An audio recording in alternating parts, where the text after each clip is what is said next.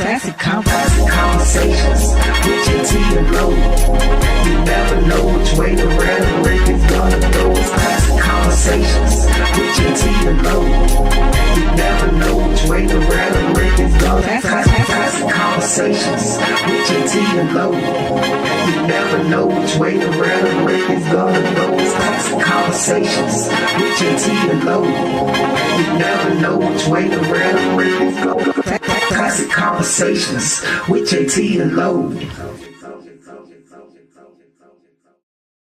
Classic conversations with JT and Low. You never know which way to rap. Classic conversations with JT and Low. You never know which way the rhetoric is gonna go. Classic conversations with JT and Low. Classic conversations with JT and Low.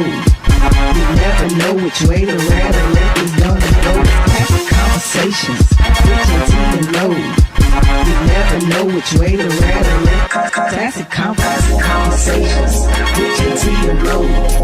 You never know which way the rhetoric is gonna go. Classic conversations with JT and Low.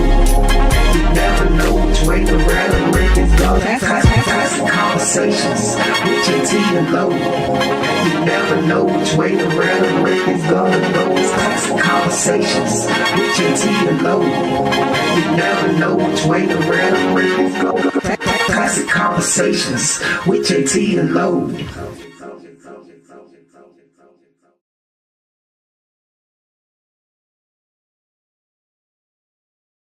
Classic conversations with JT and Low. You never know which way to rap. Classic conversations with JT and Low.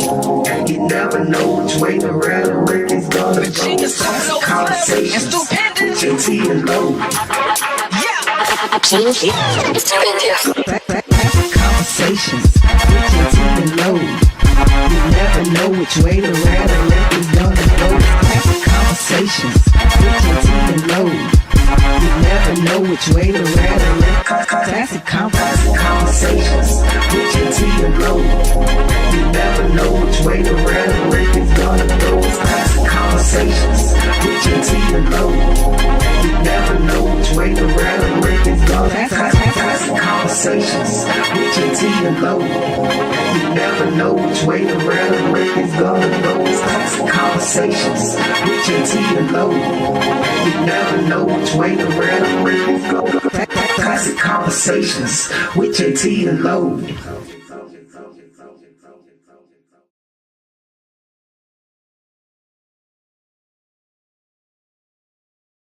Classic conversations with JT and Low. You never know which way to rap. Classic conversations with JT and Low.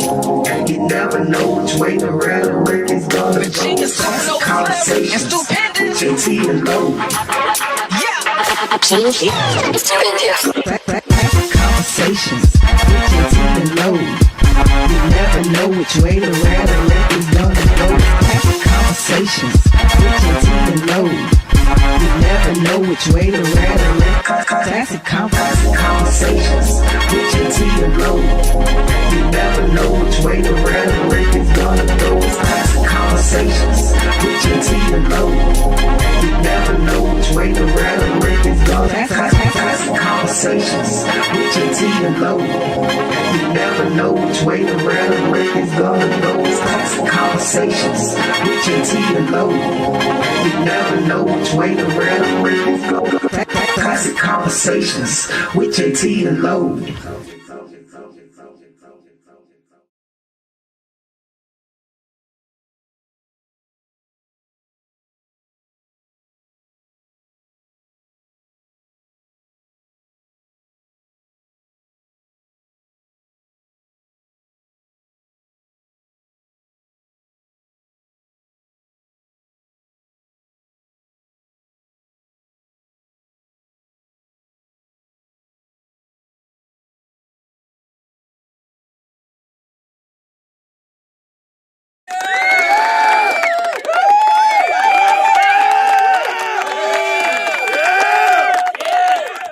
Hey, yo, y'all know what time it is. What's happening, people? This is Classic Conversations with JT and Low. And as you can see, we are almost on time as far as 8:30-ish. You know, we're still in the ish range. Oh, damn. Hey, we lost the ish range. It's 9:10. Yes, sir. All right. Yeah, so it started. Yeah. Anyway, we here. Classic Conversation with JT and Low. Appreciate all of you tuning in. You know, go ahead and do what you do. Angelo, what's that tagline? Tell a friend, tag a friend. Tell a friend, tag a friend. Yes, sir. There should have been. I told should be a whole lot of people up here because I actually told a whole lot of people why you were stuck in the what would you call it? Ice-mageddon. Ice-mageddon. Yeah. I was letting you know, hey, you ain't doing nothing else. You might as well go ahead and follow Classic Conversation with JT and Low. All you had to do was push the button, you know, because you was at home with a whole bunch of snacks, a bunch of bread, some water. Yeah. You know, y'all need to sell them to them water boys right now because, you know, you sitting back with a whole bunch of water in your house just because they said it was going to ice on Sunday night. What I didn't get was they didn't say it was going to be a whole weekend of ice. They said it was going to snow on Sunday. And people went to the grocery stores like it was going to snow the whole weekend and like they wasn't going to be able to do nothing all this week. No. They told, depends on the report you heard, they told people to prepare for 3 to 4 days of being shut down. That's what they told them. Really? Yes, sir. They told them to prepare. They said power go out, prepare for 3 to 4 days. And people getting, because remember, it started where it's supposed to have been Friday night, and then it would change to Saturday, then it changed to Saturday night, then it changed to Saturday night overnight going into Sunday. I mean, they kept moving the goalposts. But but they told people to prepare for 3 days minimum. Hey, y'all doing? Good job chiming in. Maybe it's because I've been in Atlanta long enough. I really didn't pay attention until it said Sunday. And when I saw it, it said Sunday afternoon was going to be snow. It was going to be rain on Saturday, snow on Sunday, and then it was supposed to be like 18 degrees Sunday night going into Monday morning. But 18 degrees changed to Monday night going into Tuesday morning. Now, don't get me wrong, it still was cold this morning. There was, like I said, my car door was stuck this morning, but trying to get in was I had to wait. But I didn't buy anything extra. I don't know. I definitely did. I didn't buy anything extra. I tried to. Yeah. I was grocery shopping, just grocery shopping. Just regular grocery shopping, right? Wasn't no toilet paper now. Yeah, that's what I'm saying. I Wasn't no paper products. none. They bought enough for the Armageddon. They was Hey, it bro. was no 3 days. I went to the store Friday after I got off work. Wasn't left but one ply. Because my wife wanted she wanted some salad dressing. Yeah, And I went in the store, I had to shoot her a video. I'm like, yo, this ain't happening. I'm not standing in line for one thing of salad dressing. And I had to add, man, there was folks going up there with their carts. They was running around asking, do you eat whiting? They was planning weekend parties, man. It was crazy. I mean, I could have got her the salad dressing because I promise you, I sat in there for 15, 20 minutes just people watching. Felt like I was at the airport. And I was just people watching as they was running around just buying up stuff. And now they sitting around trying to figure out who the hell am I going to cook all this food for? Hey, I made a post today, and the post said, and the winner is all the grocery stores that y'all bought out because they thank you. They came all the up. grocery stores. And somebody else came back and said, don't forget the liquor stores. Yeah, the liquor store was open. Oh, yeah. Oh, yes. And I'm actually glad that y'all did go to the liquor store because I went to the liquor store just to get my usual, What you do? and I couldn't because everybody had bought it all up. So it actually worked out for me. All I was able to get me was a little pint instead of getting my usual fifth. I got my pint, and went on about my business. But I look back on it. Usually I would go in there on that Friday and I, go ahead and drop, $100 on my usual joint for the next 2-3 weeks. But, I just started drinking the liquor I already had. But I'm glad y'all did buy all the liquor up. I promise you I am. Y'all saved me some money. Somebody responded to my post and they said they went to the store today and watched the guy try to bring back 8 gallons of milk and 10 loaves of bread. He said the guy got irate because the store said, no, we can't take it back. Nah, buddy, you stuck. Hey, you stuck with that. But hey, I seen they brought in extra workers for the electric workers. Yeah. They was in the hotels. I seen a couple in the hotels, and they was chilling. I guess Chilling. paid for nothing. Yeah, paid for nothing. Yeah. They got their Overtime, overtime. double time, Just sitting at a some of hotel them. waiting. They was there Friday. Yeah, Friday morning when I was on my way to work, traffic was a little crazy because they was running them trucks out or whatever. I didn't see any sand. Well, yes, I did. I saw sand on the street or salt or whatever coming over here. I saw some in my area. There's none. It was only bad that night Which when night? it rained that night. That Saturday night, Saturday night. Yeah, because that Sunday morning was bad. the rain Well, it turned to ice overnight, in some places. We ain't get no ice in my I don't area. think but I it wasn't. did either. It wasn't significant. Yeah. Yeah. we ain't get no ice. Now, don't get me. The water that was on my car last night, it froze overnight. That's all I seen was the barbecue. But it was ice. Really? Other than that, man. See, I live on my live driveway, on top my of the driveway was hill. a hill. So You if live it on ices- top of the hill. If it ices up, bro, Yeah. I park my truck on the bottom of the hill. Anytime these threes come, I just park on the bottom. I have to walk up. But when I saw there was no ice in my driveway, I knew what, you know what I mean? It's like, no deal. I'm happy, though. I was happy that it didn't do all the stuff it was going to do. I'm just disappointed because it killed business for the weekend. in my business, bro, when I say it killed us, man, I'm talking about, bah, bah, bah. Just dead. You had an event? No, I had to cancel it. Oh. That's what I'm saying. It kills your shows, man. And Friday night we did a show Friday night, but the weatherman scared people so that bad, bro. It just made people not want to come out, man. And Is it tell your wife to make her own salad dressing? My bougie ass wife, whatever. I'm with you. I'm with you, but I seriously doubt. But I'll make sure to let her know that. But I seriously doubt it. Seriously, that. I mean, salad dressing I buy, I can only go to certain stores to get it. So, appreciate that though. But it was an interesting weekend though. It was an interesting weekend. Did nobody go nowhere though? I stayed in the house. Yeah. It kind of had a COVID feel though. Right. I had to get out today. I felt like COVID. It locked did. in. Going to work this morning because, they told us my job don't usually let you work from home.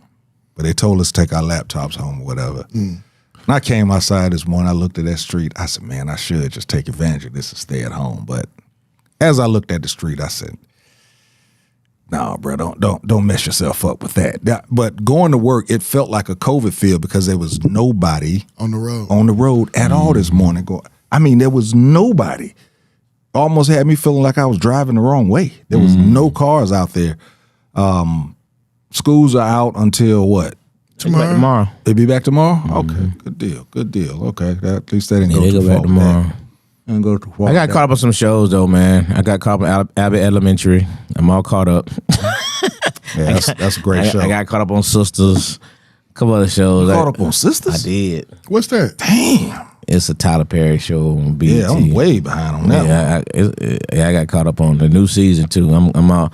I got caught up on a few things, man. Played Taunt for hours at the house. So shoot. It's all good. Yeah, it gave you a reason to stay home and a reason to tell people, nah, I ain't coming.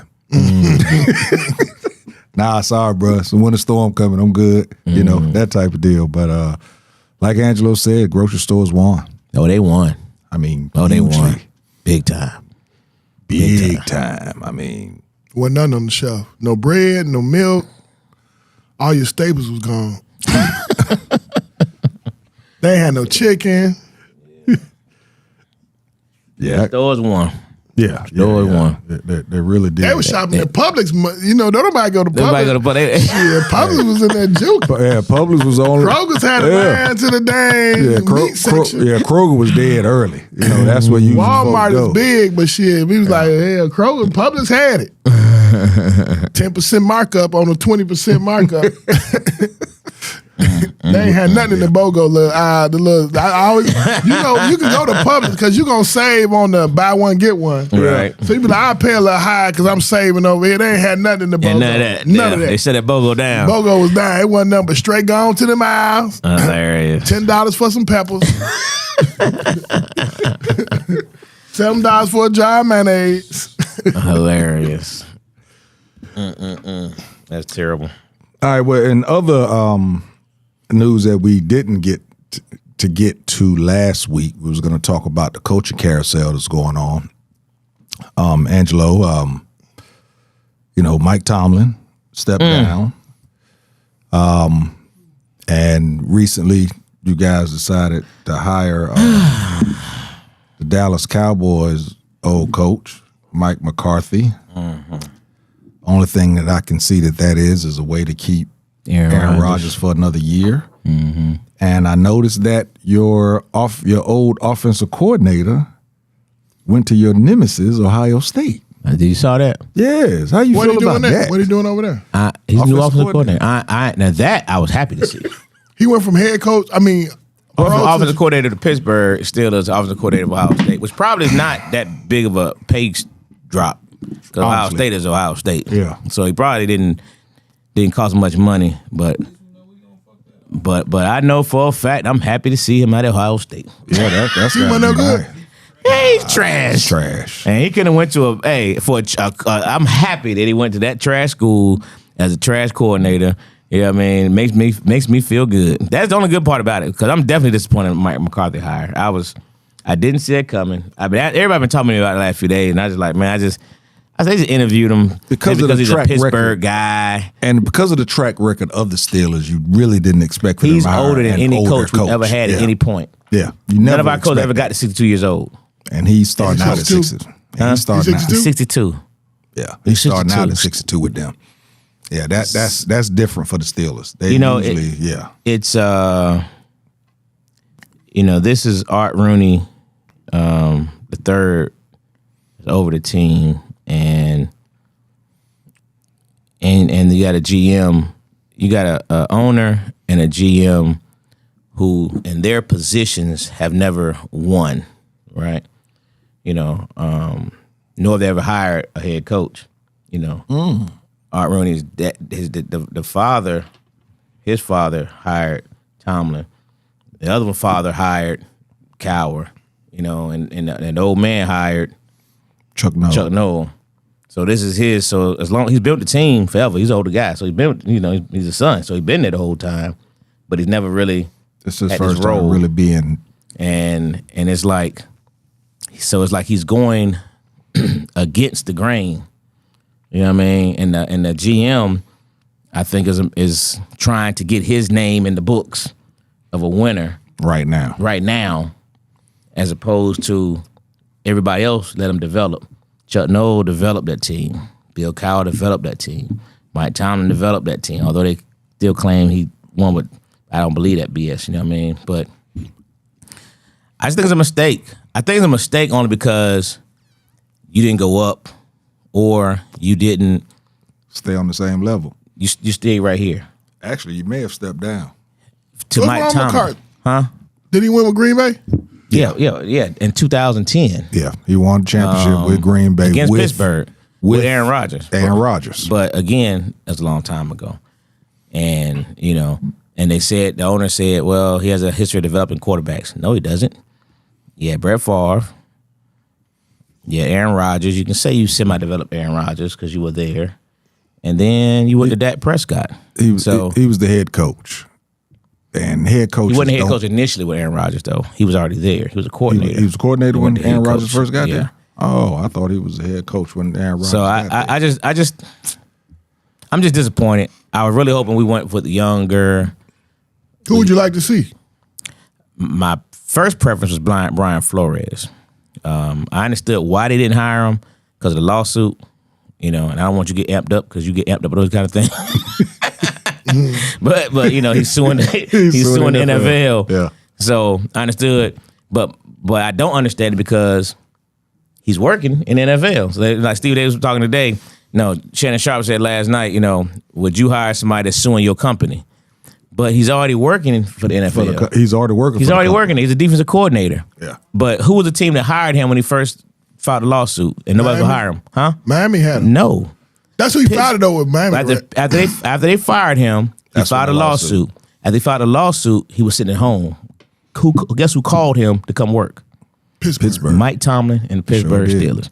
And all Mike Tomlin went to the owner and said, I want to bring in Brian Flores. The owner said, okay. Let him do, you know what I mean? It's your call. Where he at now?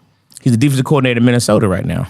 After he left Pittsburgh, he did such a great job at Pittsburgh, he got a defensive coordinator job in Minnesota. And so now he's a top candidate. But my point being is, we hired him when nobody else would. So I was like, what a great moment it would be to go 360 and bring him as a head coach. But again, the next person I would have hired would have been either the pass coordinator of the Rams that got Schlese or Clint Kubiak. Seattle. I just went with Mike McCarthy. I just don't like it, but we'll see. You know what I mean? I can just go on a we'll wait and see thing. I don't think he's a bad coach. I would have just rather us start a new trajectory. Seems like he's become the coach before the coach. Yeah. He's the coach that holds things before the next coach comes in and does better things. I just think this owner wants to win right now, and they didn't want to start with a coach without a winning track record. What about So that let's, brother so with let's the go get Raiders? another coach, huh? Remember the Raiders had that black dude? Yeah, but he wasn't. did all right. But he wasn't successful. He got fired in 1 year though. Yeah, but What- because he what wasn't bro- successful. Talking about, who you talking about? The light skinned Pierce. dude. Antonio Ain't he a Pierce. Oh Steelers? no, he was. Nah, he was a Patriot. He shouldn't have been no head coach. Linebacker. No, he's Giant. He's a giant. Yeah. He should have. Yeah, he wasn't ready to be no head coach. I agree. He was rah. Now he could get players to love him. But being a head coach, is Being a head different coach, he ballgame. wasn't ready for that. Matter of fact, I think that's going to hurt him in regards to going forward by getting with the Raiders so quick. Anyway, I can talk about Steelers all night, so we move on. But yeah, I'm disappointed. Bottom line. Let me ask you this. But I hope I'm wrong. Before we move on, what do you think about the absence of the name Byron Leftwich in any coaching interviews? Byron did something in Tampa. Hey, man. It's an inside thing But on him. Phillip Rivers, the Bills actually interviewed Phillip Rivers, who has never coached in anything but high school. Yeah. But yeah. I don't think that's as big as far as a stretch. Not as a head coach, yeah, it is a stretch. But as a coaching position, Interviewed for the head but coach. Byron, yeah, he did, but he withdrew. He was smart enough to withdraw. Yeah. But Byron Levis, you got a great point. He just disappeared, and you ain't heard nothing else from him. Something happened. Something had to happen, right? It's an inside thing Yeah, we don't good. know about. and not even as a head coach, as a coordinator. I know because he was the Nowhere. brother, right? Yeah. He had the brother head coach. And then he and brought Tom Brady gave him rave. Tom Brady gave him rave reviews. All the And then time. he won with Tom. Then they went to the Won a Super They Bowl. won a Super Bowl. He And he And got then- interviewed after that. Then Pittsburgh he fell interviewed off. him. He fell off. Something happened on the inside that we don't know about because that usually don't happen. No, you're right. Not to be completely quiet. His name not even thrown out anywhere. But if something did happen and they quiet, I'm happy because usually they'll blast a brother. So Yeah. if that's what it is, I'm happy for him. that means it must have happened with somebody else of importance because if they blast him, they got to blast them. He probably said something to the wrong person, pissed the wrong or person did off. something with the wrong person's daughter. Nah, I don't think it's sexual. I think Hey, he got number an one, attitude. you ain't had to swing on us like that. It ain't gonna be that long. Dang. Something happened though because whenever something like that happens, something happened. Frank said allegedly all interviewed poorly. He has a history of developing QBs. Now they don't bring back Rodgers. It would make sense. It's like he comes back for one more year and we pick one next year. I definitely think he's coming back one more year. Leftwich rap took such a big hit with Brady. Likely something happened in Tampa. Yeah. Ain't no black coach has been hired. I'm boycotting and did boycott AFC championship games. Ooh, you missed some good games. Sure did. No black coaches, no black quarterbacks. This will be the whitest, lowest rated Super Bowl. Could be family related. Yeah, it could be family related, Frank. Yeah, you missed some good games. Number one, that's all I can tell you. It was some good football games this weekend. Well, The on Rams could have won. Oh, absolutely could have won. Oh yeah, could have won that. Absolutely coulda won. They down at the end zone. I didn't Very get, questionable. I didn't get those play calls down there, man. I just didn't get those play calls. You got that quarterback and I just didn't get them. I didn't get them. And those Right. receivers. And you end up throwing Where it. was the one-on-one pass? I'm better than you on one. Let go. Yeah. I didn't get that one. Stafford ain't running though. Yeah, but he could have ran both of those. Yeah. They had Believe me, the other team knew. They dropped everybody. They did. They dropped 9. They rushed 2. Because they're not worried about him running. That's right. They rushed 2. Yeah. Yeah, I was gonna say the other team knew that. The other team knew that. Stafford taking that back. But listen, I don't get to talk. That was y'all ain't got to go home with me. I don't get to talk about my team much. Okay. But we had a huge hire. Who? We Frank had said, a can you fire huge Hubert first? But go ahead. hire. I'm with you on that, Frank. What's your We'll get to team, that. Carolina? Giants. We have a hire Harborough, so we are on Harbaugh those shoulda waited. steps. No, he did right. He did right. We gave for who? him. We gave him everything that he wanted. He got a Got his quarterback money. that's mobile. $100 million contract. Yep, he got it, and he doesn't have to answer to the GM. He answers to ownership, Owner to the owner. and he gets his pick of coaches. I'm happy with it. He is 5 wins alone He should have went to West by himself. Buffalo. Who? Buffalo job wasn't available at that point. Right? Yeah, he still. Was at that night though. No, he'd already signed Yeah. with Buffalo. I know he should have waited. That'd have been a better job. That's more. They Super Bowl ready. I agree that'd have been a better job. 100%. Yeah, but who the hell I don't think we expected got that? 20. I don't think we got $20 million though. But who the hell would have expected that coach to get fired? No one. Nobody was expecting Who that. should to have happen. waited was us, because we should have got Sean McDermott. I just don't. That would have been a great pick for Pittsburgh. Yeah. Great. You come out to coach of Buffalo? Yes. Yeah. That's what we should have got. That'd have been perfect. Yeah. He gonna bring the attitude and that's why I like Flores. You want somebody gonna bring that same level of intensity. You know something I noticed though? A lot of teams, the league as a whole, is the GMs and the owners act like they really got more power than what they got. Because at the end of the day, it's the coaches and the players that win the game. Mm-hmm. And the owners don't really influence. Like they want to be shot callers and ball. They want to be recognized. Well, they feel like we brought you the product. That's Dallas. That's you. That's. But everybody doing it now. I don't. Why would you fire McDermott from Buffalo? Why would Harbaugh get fired? He didn't even do nothing. Now Harbaugh deserved to get fired. Yeah, Man, with what they he gave was two him. plays from from going to the Super Bowl. Harbaugh has had a couple of Super Bowl times. championship team for 5 straight years, and you haven't smelled a Super Bowl.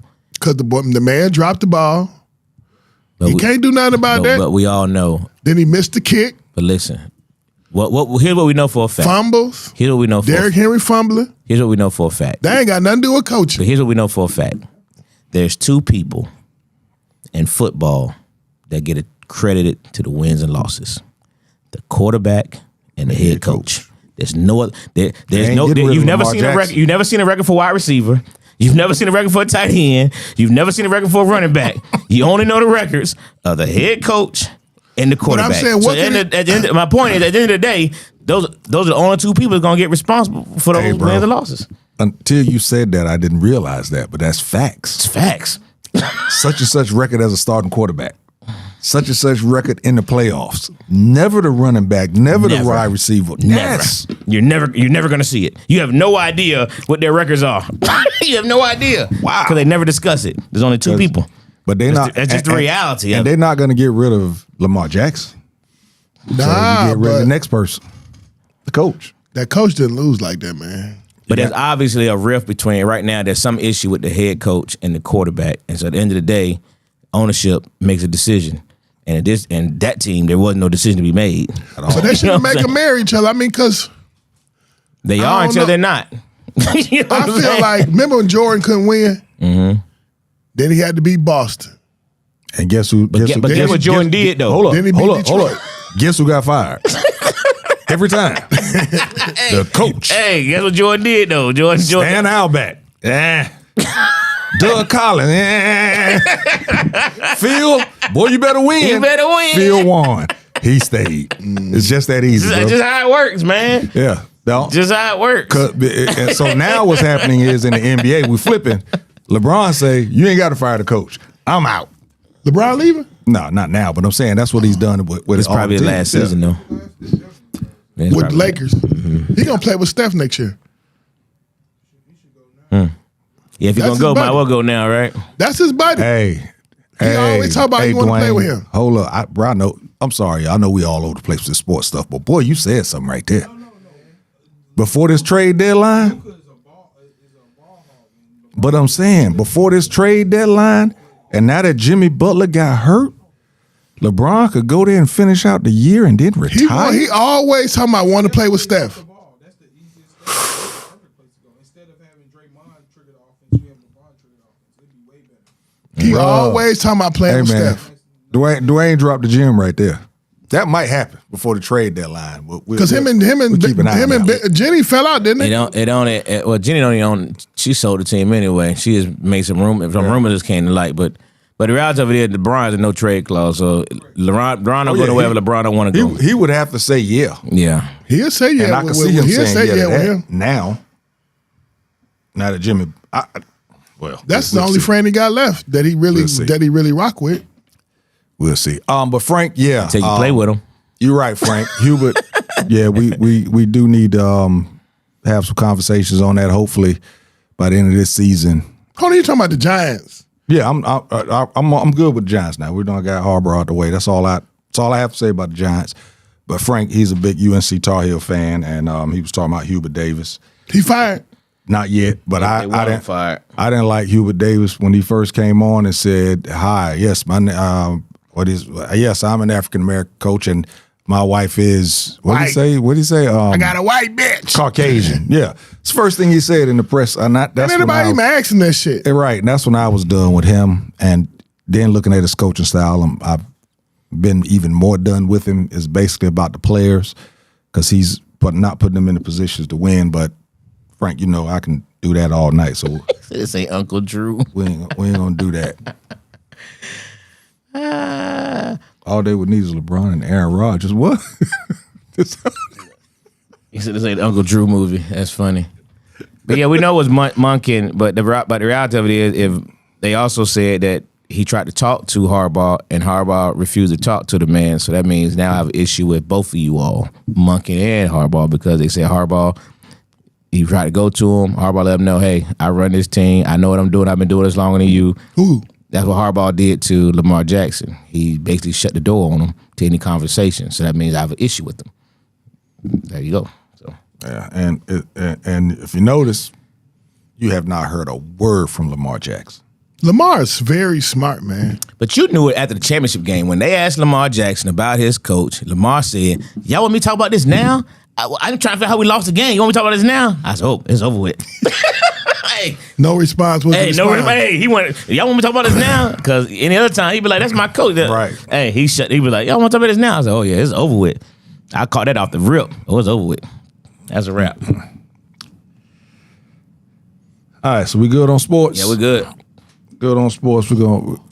Oh, yep. Shout out to Shador. What he do? Shador Sanders is He's now on the Pro Bowl. He's now a Pro Bowler. He's a pro. How the fuck you get to the Pro Bowl? Exactly. That's some bullshit.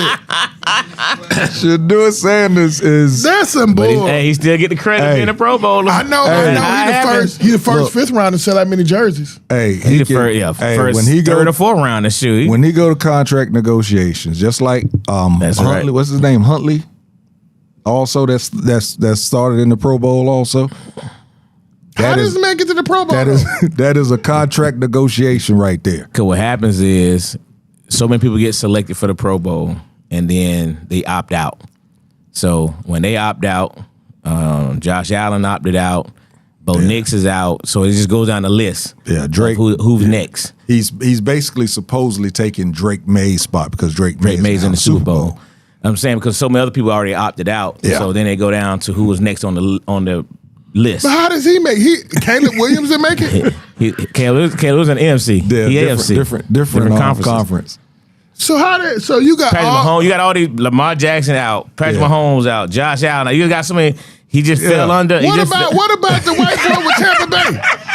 NFC, different conference. It's different conference. There's a lot of other people that probably could have gone. Golly, how you don't play? All these other people said no, basically. Hold up. How you go from no practice reps At all. to a Pro Bowl. playing? What he played 2 games No, he played He last played six, 6 or seven. 7 games Yeah, to the Pro Bowl, yeah, to the Pro Bowl. Ain't that a blip? to the Pro Bowl. Ain't and that he a- playing with Gary Miles, and him going together. And that's probably Yeah. One nigga earned and one nigga don't. it's probably a contract. It's a wonder if prize it's in bonus. his- It's a I'm bump in his sure contract. some kind of bonus for it. Yeah, that probably ain't much. But whatever it is, And the it contract ain't- he got, anything is good because he got a baby contract for an NFL player. Wow. Yeah, I mean, 6th round, 5th round, whatever it was, he got a baby contract. Hey man, either way, he couldn't say Hey, no. Either way, could not say He no. could not say no. What? I saw a lot of people saying, man, he should have said no. He could not have said no. Could you imagine he could this not man? say no. He could not say no to that. So Hey, he cheated from ear to ear. yeah. His Yeah, man yeah. that made the Pro Bowl. Yes, sir. Yes, sir. Anything's possible. I want to make the practice squad then. I would love to hear that conversation between him and his dad though. Shout out to the practice. You know, Daddy gonna tell the truth. Don't think you all that. 15 quarterbacks didn't want to go out of 16. Nigga. You the 16th quarterback and 15 didn't want to go. Right. Well, at least he the one that went from Cleveland. Shows that he should have been starting for Cleveland the whole time. That part he definitely proved. You know. Yeah. Yeah. He should have been the starter. He should have been the starter for Cleveland the whole time. This may be the first time a dad and son goes to the Pro Bowl. Nah, it's been a bunch of them. Dad and son Pro Bowls. They haven't hired Cleveland haven't hired a coach yet. You can go start with just the Mannings alone. All the Mannings have gone. Oh, yeah. The daddy went though.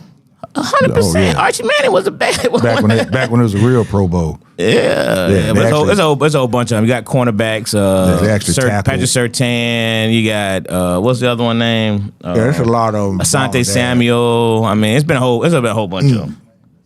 It's been a whole bunch. Yeah. Probably the first time you had a quarterback and cornerback, father son. You know what I mean? Yeah, for real. I had one of my players, but asked me to play with, make the Super Bowl, man. It came to me in a minute, the name, but playing with Seattle. playing with Patriots.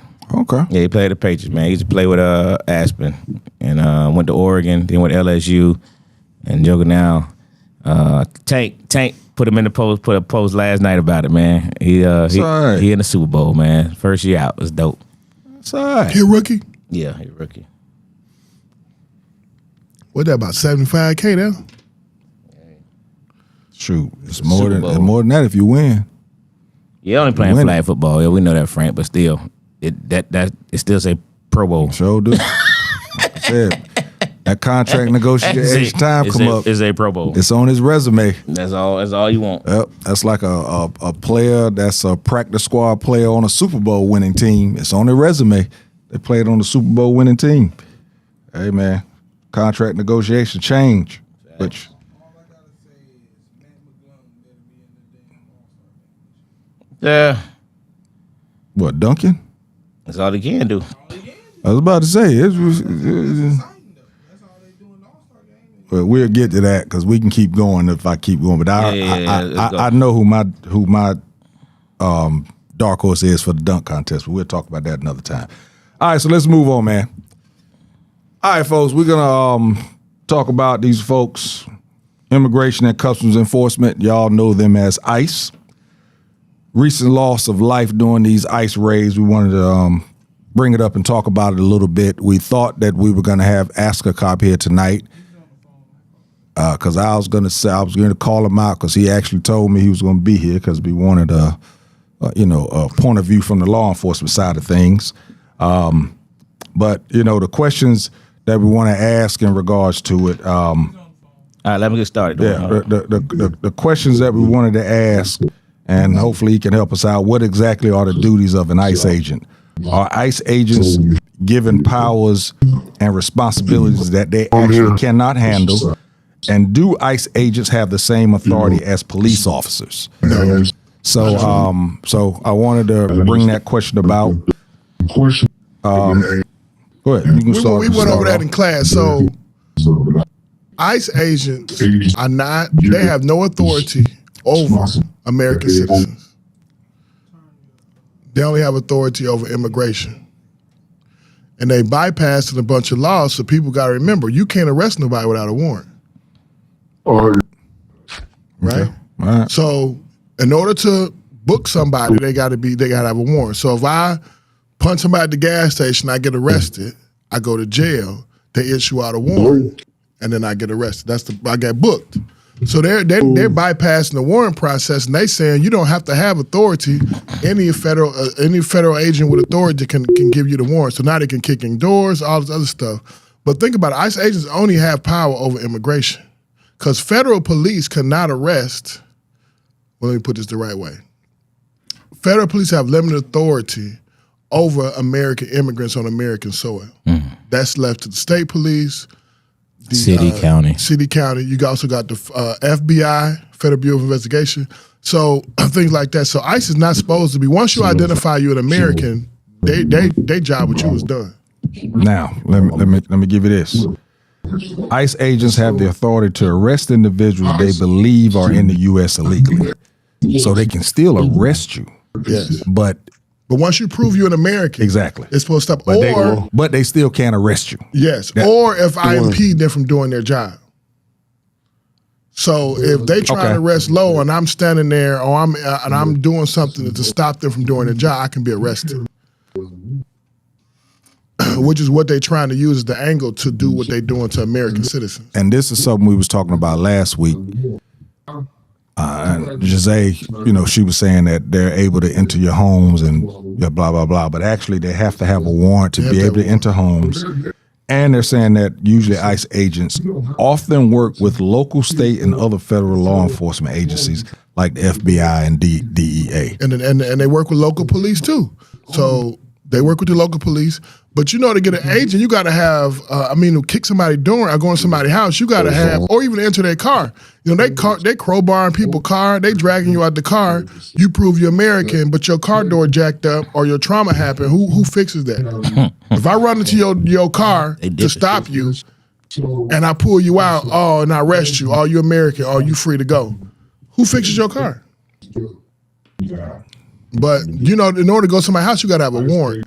So they're illegally going to people's houses, or they're going through erroneous ways. They're not going through traditional ways to get warrants to go in people's homes. And you got to think of this too. They're creating more harm with the mindset and the attitude in which they go at things.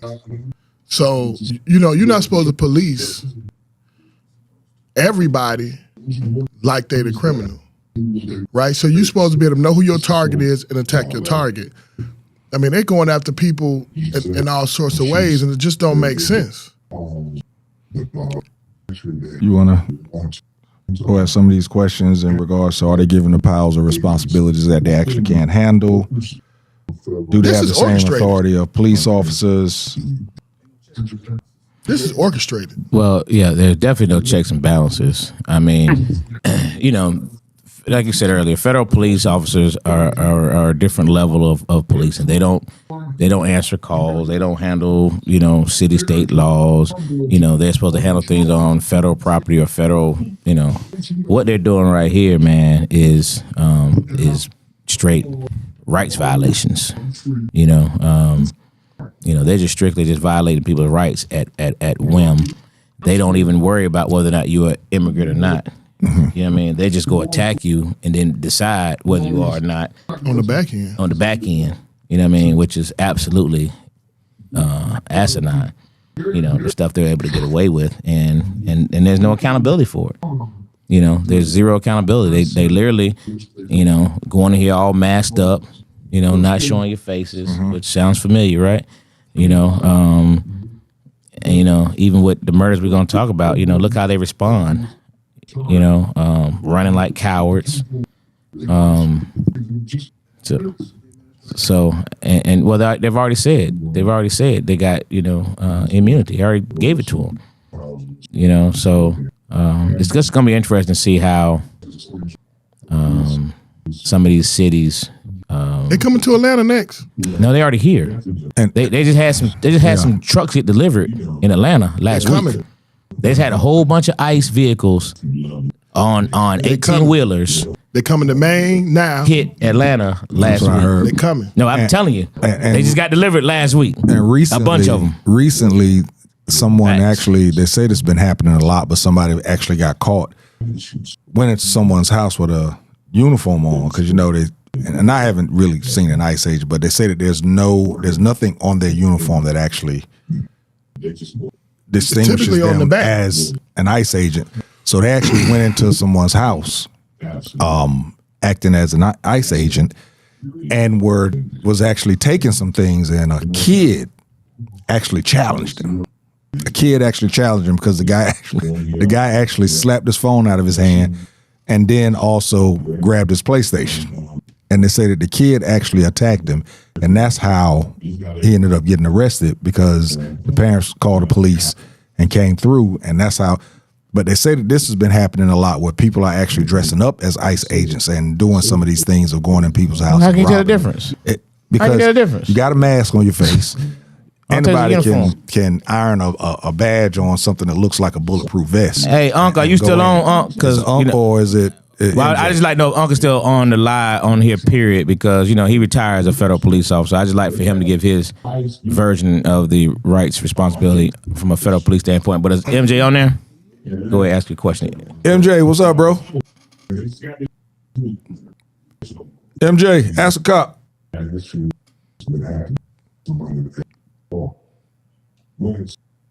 that him? MJ. Hey, fellas, how's it going? What's going on, man? I like a few things. First of all, I say you have a capable. Is that him? Hey, hold on, man, because you sound in slow motion. Right. Sound like something wrong. What I was going to say is, he having a stroke. I'm sorry. I'm sorry. I shouldn't have said that. But that's what he sounded. the budget is up for Vote. renegotiation, right? It passed the House. It's going to the Senate. You back? Is that It's gonna be that vote's gonna be very interesting. MJ, you there? better? Yeah. What's going on, bro?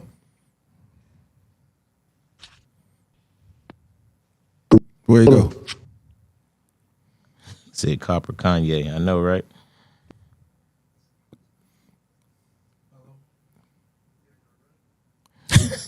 Yeah, we Go finish your point real quick. So the vote is up. You ready? Yeah.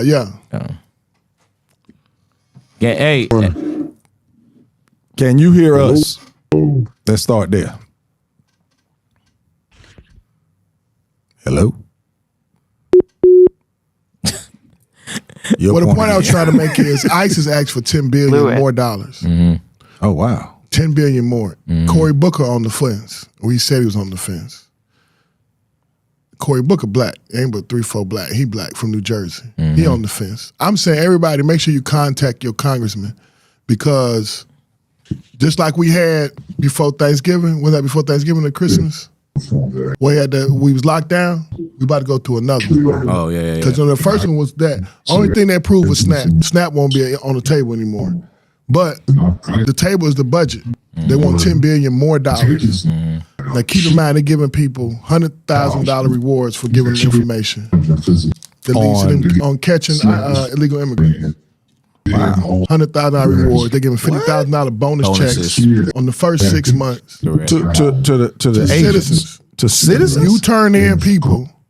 Citizens are getting up to $100,000 bonus. I mean, $100,000 reward. Well, the ICE agents are getting like $30,000, $40,000, $50,000 bonuses to sign up. 50. $50,000 to sign up. To sign up. Yeah. And then, I do so know you that. got people 18, 19, 20, 21, 22, 35, whatever, making $200K.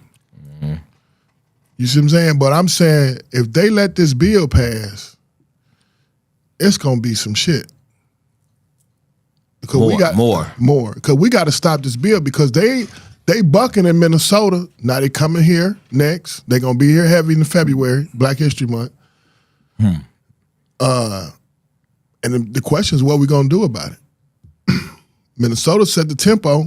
You know, they in the streets, 70,000, 100,000 deep all weekend, 10 below degrees. They standing out there, standing on business, shutting down the airport, shutting down neighborhoods, blowing whistles.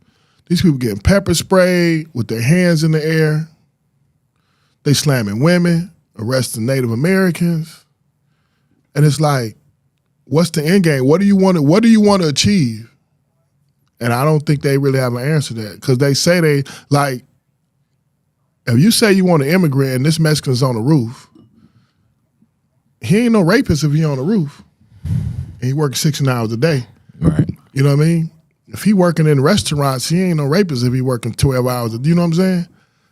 Taking kids, that 5-year-old little boy with the bunny ears coming home from school. Come on, man. And it's like, this is, even if that was the situation, why would you want this to even be on the news? Why would I want people to know that I'm taking 5-year-olds? You know what I'm saying? So it's like the whole attitude is the mentality. Do they want us to know, or people just recording it? They want us to know putting it out because there? they can easily move differently. If you're trained, if you're tactical, these folks aren't trained, nor are they tactical. These folks just Everything these folks that out here. Hey, you want a job? They say they tell somebody they put in for a secret interview. They took them in there and said the interview was so quick. Yeah, just like boom, He's hired. They had one lady had a military background, smoked weed every day. Her Okay, turn the back on. social media page is showing that she anti-ICE, and they still hired her. They still hired her. Hello. What up, Ass Cop? Hey, not much, man. How y'all doing? there we go. Finally, Right. Doing like you not here. It's good. Hey, I want to correct y'all on a few things. ICE agents is basically what it is immigration custom enforcement. They do have a right to effect the arrest they're effecting. You are right about one thing. It does require a warrant. You're not seeing that part. I can place you under arrest, and later on, they have somebody actually write up the charges. They probably have AUSAs on standby, which is assistant U.S. attorneys on standby. They can enforce those laws. To touch bases on a couple, I don't want to ramble, so I'll just say a little bit. But basically, they've been misused from the standpoint you have people that are used to finite rules and laws. They're used for people that are immigrating into the country legally. They're also used to keep people out of a country or to check and see for custom aspects if they're bringing in contraband or trying to skirt the system. Those people are not used to people challenging them. They go to FLETC, which is in Glencoe, Georgia, which is their training academy for almost all the federal officers, agents, other than FBI. So everybody goes to that course. The block a week they have may be 2 weeks, where a regular police officer is having to deal with the public more. So they have verbal judo, different ways they're taught to deal with actual people. You have people in there that's used to saying jump, and people say hi or stand over here, so they're being challenged. Before I talk about the two shooting incidents, I will say this. One thing that I've seen that they're grossly abusing, because I was in charge of a takedown teams for Atlanta Police Department doing every riot while I worked at Atlanta, which is 30 years. And what they did wrong was the deployment of pepper gas. You're never supposed to spray it in people's mouths. I've seen people after they were cuffed, sprayed, people going up, and because somebody comes up and says, fuck you, hope your mother dies, doesn't give you the right to spray them in the face. You have to be articulate why you use that level of force. That's what I see them grossly abusing. Now, we'll talk about the first incident where the lady was hit with the car. That falls under a category of just because you can doesn't mean you do. Anybody that was in Low, you can speak to this. How many times we have the opportunity to kill someone and didn't because it wasn't necessary? Just because a letter of the law says you can kill somebody and you can get away with it or it'll be a good shoot doesn't mean you do. Correct. Personally, you never should have blocked somebody with your body for a vehicle. Regular police officers are taught that. By those guys not being in, probably most of them are more veterans. They probably have veterans with younger ICE agents. So they basically overreact. Or they say, okay, you violated this law. That allows me to do this. Where a regular police officer wouldn't have took that action. Well, what about the brother that shot Exicott? He gonna go to both of them. Okay, No, they shot the brother in I'm going to go over California. that one too. But on that one, when that situation happened, the lady did strike the gentleman with the vehicle. It wasn't that bad. That's not one of the ones where a regular street police officer from a major city would have deployed deadly force. And he shot through the side window, which in most cases would have said, okay, the threat's no longer there. You cannot do the deadly force. Now, if he wants to articulate, I thought she might get somebody else. It's shaky, but it's a passable shooting. Now, when you talk about the gentleman that was just shot, a lot of people haven't actually seen all the angles of the video. And this is how, and I'm not justifying the shooting, but I'm saying I see how it happens, and it's going to upset a lot of people, but he's going to be cleared. This is what happened. They had a gentleman, they're fighting with him. If you see, the gentleman at one point grabs for his holstered gun. Somebody probably said, gun, gun. That's how law enforcement across the board are trained. When you see a gun, you yell, gun, gun. At that point, an agent that was on the outside reaches in and takes the gun. The people that are still struggling with him aren't aware that the gun was removed. So the guy should have said, I got it, or the loud voices and everything going on, they may not have heard it. But the other person, he's still struggling. He may have reached down just to get up, and the guy shoots him. Boom, boom, boom. It's going to be a good shoot. Now, the thing that'll make it a bad shoot is why were they interacting with him to begin with? What happened was he doing something that the level of force they were using? Now, hitting him in the head like that, if you know he has a gun or you're fighting to get a gun from him, it would be justified. Now, if that wasn't justified, if your shoes weren't good, in other words, if he didn't have a reason to approach him and you just jump him or whatever, it better be a damn good reason why they were interacting with him. We may never know the truth part of that, but the shooting itself, if it went down that way, and the clips I've seen where he's reaching for his holstered gun and then somebody removes it, that guy may have said, clear, I got it, and nobody heard him, and the guy that pulled it, he's got a gun, he's reaching, boom, boom, boom. Because if you see everybody else that may have been aware that the gun was taken out, they get startled and they kind of pull back like, oh shit, he shot it. Now, if it would have happened, then, first of all, some of them it doesn't take 5 people on one. Most major departments are taught to spin around, 2 people watch the crowd while the 3 go hands on. He had a gun. Personally, the way the guy shot was bad. If they're going to do that, press check and put the gun against the head, pull the trigger, kill him. If you're justified, I think the guy saw him reach, panic, shot. The guy had already removed the gun. That's why that falls under you're covered under color of law. They were taking a lawful action. It turns out that it wasn't necessary, but when that officer fired, that's what the jury is going to look at is, did he feel that his life was threatened or lives of other agents or the public were threatened? And he'll easily be able to articulate that because they were going to try to disarm the person. He did not know the gun was there. Will a person family get some restitution? You'll never know. But the shooting itself is going to be good. Boy, he got shot 10 times. Typically, I agree with you on these things because you have the expertise for it. This time, I 100% disagree with you. And number one, this cannot be identified as a good shoot.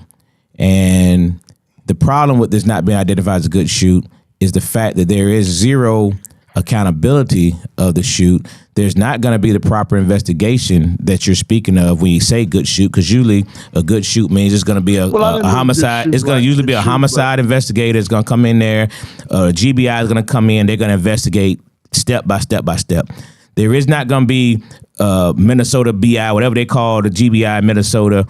There's not going to be a proper investigation of this. You know it like I know it. It's not going to be properly done. But the same thing, because I've been at.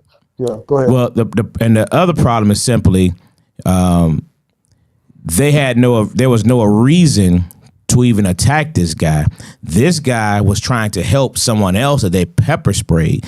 And then they took it upon themselves to go at this guy. There was no lawful reason. This guy didn't do anything illegal. Here's the other problem with these vigilantes is that they're not going by the color of law. They're not held to any legal standard. There's no they don't require probable cause to do what they're doing. Here's the problem. There was no probable cause to attack this guy. This guy was simply trying to help a lady that got pepper sprayed. She got pushed down. After being pepper sprayed, he was trying to help her as a nurse to assist her, and then they attack him. I haven't. And I've seen 4 different angles of this thing, and there's not one angle that justifies. Then the guy goes in there and removes the gun from him. You see the guy come out with the gun in his hand that he just removed. He got shot after that. And the guy who was being attacked, the nurse, said, "I'm armed." He identified you being armed. So, but at no point did they stop. You know what I mean? They just went in even harder. The junk is crazy. If this ever gets justified in any shape, form, or fashion, man, because this is the definition of murder. This is a vigilante murder these guys committed. From this standpoint, and if these were Atlanta police, if these were Atlanta police officers, MJ, there's no way this guy would get off. If this was an Atlanta police officer situation, they'll be dead wrong. It's a federal agent. Here's the problem. To correct you on this. This is the issue. I've been on the scene of 2 shooting scenes where federal agents have shot people. It's not investigated by the state. An FBI shoot team, whatever that agency's shoot team will come in and investigate it. The AUSA will oversee it, and it will be investigated. That shooting will be investigated by the FBI. By whom? Plus, by whom? Patel already came out. Customs.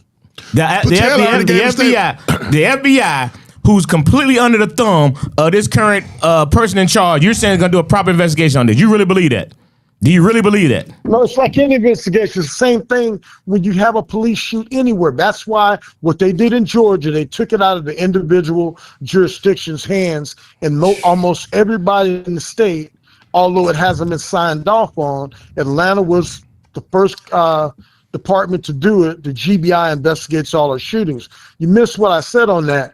If they can justify the actual stop, you're going by what you physically seen. I mean, once there's an investigation, and two things I can point out. Was the lady that was pepper sprayed under arrest?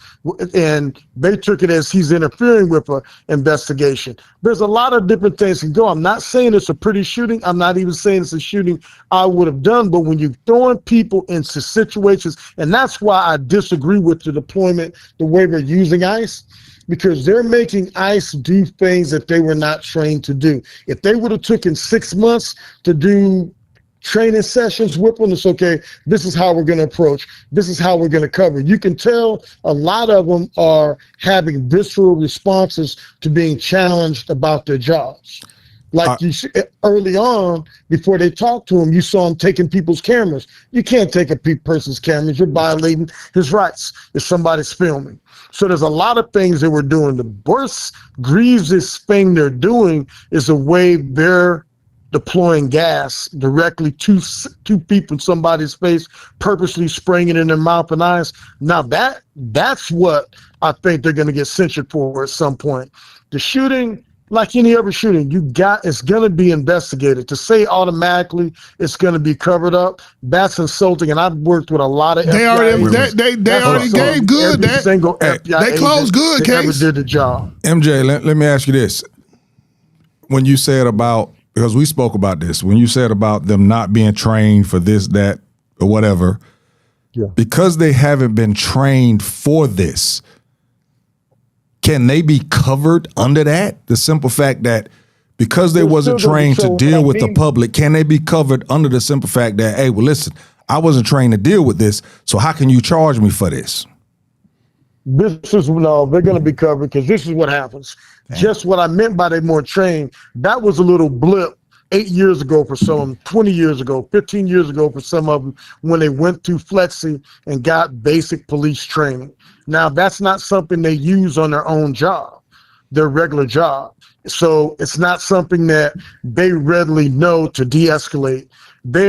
A lot of them are actually escalating it into de-escalating. You're seeing a lot of them are taking stuff personal. I'm not saying these individual ones, but you see video of people yelling at them, chanting at them, and the guys are getting mad and they're running up to the person and spraying them in a place of gas. That's dead ass wrong.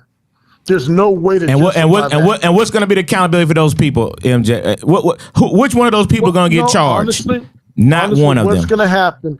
Honestly, what's going to happen? What should happen? I hate to say it. When there's an investigation and some judge, a federal judge, or whoever says, I want these instances, and people actually file complaints, those complaints are going to be looked at. And when they're going to identify what agent it was, and they're going to be dealt with for that, the use of force they use. There's a lot of forces that I've seen that's been used that was either too much or where's the justification? Just because somebody's arguing at you and calling you a son of a bitch and acting a certain way as a police officer, you can't use force just to, you can be all the motherfuckers in the world as a law enforcement officer. You can't just react to being called a motherfucker. But hold on, So what about, I think, two questions. It was another shooting too that we're not talking about. Good's case, according to Known, was justified. According to Patel, who also released a statement, it's good. They got this man in hiding while he's going through this investigation. So they're saying the investigation is pretty much, the people in charge are verbally saying he's good. Mm-hmm. They're protecting him, so they're keeping him in hiding. Two, they shot Alex Purdy 3 times. Boom, boom, boom. Then they shot him another 6 times. Total he 10 got 10 times. bullets in him. How do you justify the second round of shooting? and they stepped away from him and shot him while he was on the ground. You saw them all step away. Right. So how do and you shot. justify the second round of shooting? And with that, I'm saying the initial shot that was fired. Now, there's a lot of cases where I'm justified in shooting, but if low shots aren't justified. And it happens a lot. And a lot of times I may not be disciplined for the actual, if it's deemed that my bullet was the one that killed him and I'm the first one to shot, I'm okay. If it's deemed that Low killed him and he was the one that shot afterwards, Low may be dealt with. I'm talking about the initial incident. And I'm not in no way trying to justify what's going on. I'm just trying to give insight as to how these people may be cleared. Okay, so what about the shooting? What about the brother that got shot? He was shooting during New Year's. The ICE agent, they lived in the same apartment building. The ICE agent came out, shot him, off duty, not at work, shot him. What was that, Texas or California? It was a brother. It's 3 shootings in the last month. 3 deaths. The off-duty cop came out as I'm apartment. not familiar with that shooting, but most apartments like Atlanta, Low can attest to it. When New Year's, when you know people are going to be firing guns in the air, they tell us to park, and all we go is to essential calls, and we go 3 deep, 3 cars following behind each other. That's how it's normally done. When you get a He was ICE off agent, duty. these are people that are not off duty, and he was okay. He wanted to be Captain Saberho, and he's okay. I'm gonna go deal with and see what's going on. I hear shooting outside my door. That's your right as a citizen, but when you do that, you're also held accountable for all those rounds. When he came out there, that's the part where you really can't speak on until you know what was said between the 2 people. What happened? Did he level his gun at it? That's going to come through forensic. They got these little pieces, this little wire, but they'll stick all the way through, and they'll know what position that gentleman's arm was in when he was shot. So that has a lot to do with it. And the sad thing about that is if I'm coming out and I'm on my property and you're shooting and I call out and challenge you and you reel around with the gun and I see the gun and I shoot you, it's going to be a good shoot from that standpoint. Stop. Dead man tells no tales. And so I don't know enough about that shooting. I'm just saying how it could have happened or didn't happen, but I don't know everything surrounding it. But Hey, hold on one second, MJ. But stay on the line. We got another officer want to call. Go ahead, see if we can get him in there. Stay on the line. Can you cover this up, bro? Yeah, these phone numbers is coming up here. Let me know if he came in. Hey, MJ, I just sent you something. Okay, he gonna call you back. Yeah. MJ still on? MJ still on. Let me ask you this, man. I just sent you something. I don't know if you could see it, if you've seen it yet. I sent it to you by text. It was basically ICE agents running into somebody. After they ran into them, they jumped out, grabbed the woman out of the car, pulled her out of the car while they was holding rifles. Is this something that you're saying that in regards to the training? Can you hear me?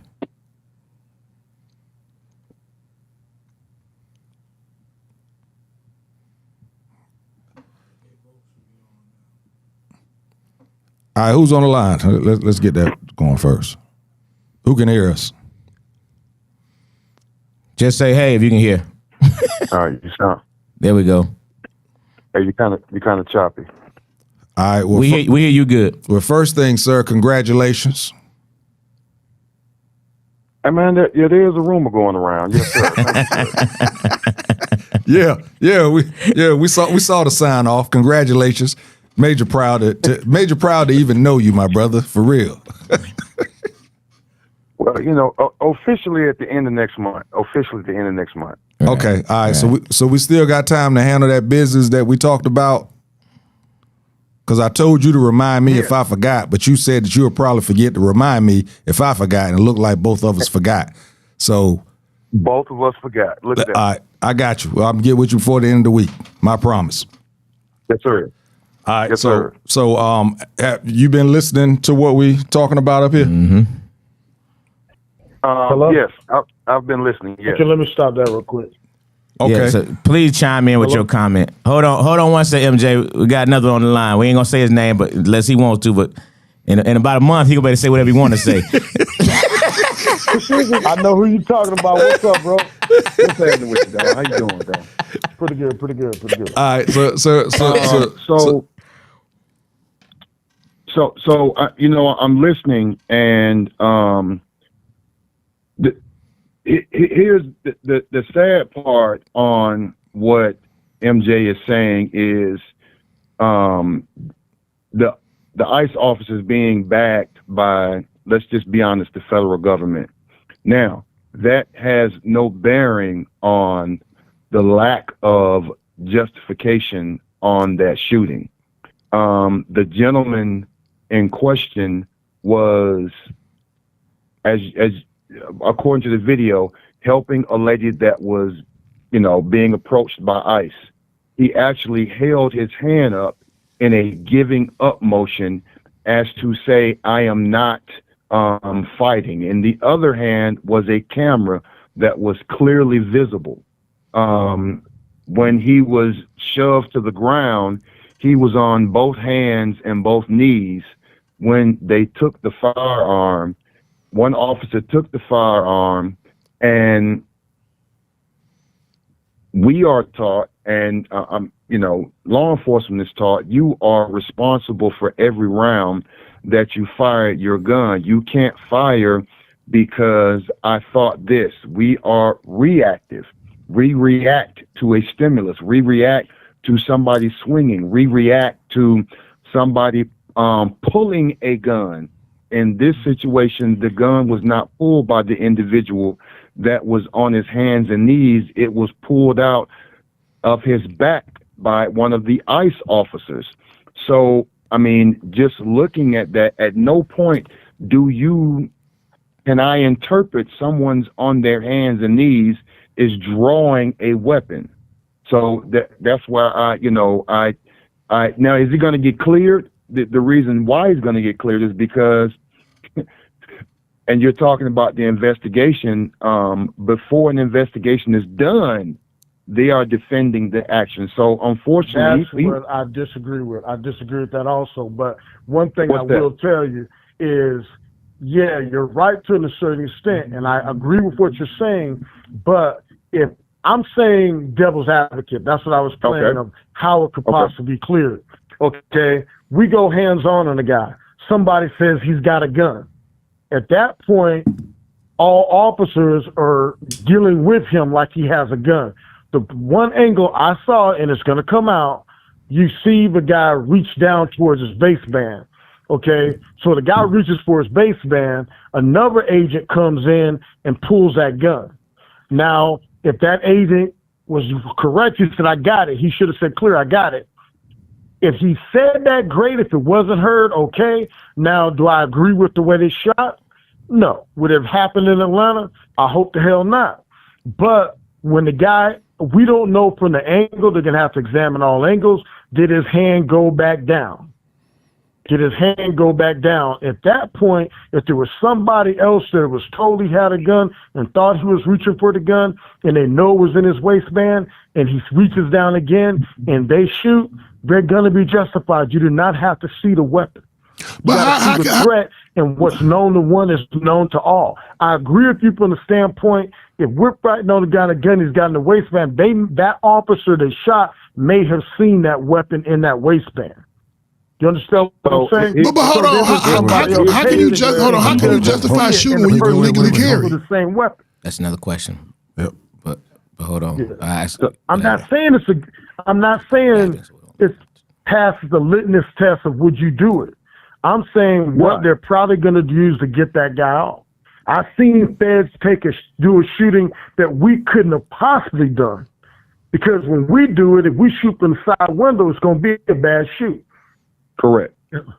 But the feds are covered the same way. As a cop saying, the issue I have is it's going to be his defense. He's looking at I've seen multiple angles, multiple videos, and I have not seen the angle of where he reaches for his waistband. I didn't see that either. I have seen the angles of him on his hands and knees. I have seen the angle where the ICE officer grabs the firearm after he grabs the firearm, the other officer pulls his firearm and starts shooting. That's what I saw. So the gun is out and being pulled away from that area. The ICE officer that has the gun is probably about 2 steps away when the first round goes off. That means the firearm has been removed, is moving away from this scene, and he's firing him. That's the part I can't even begin to see how they, well, hold on, let me pause.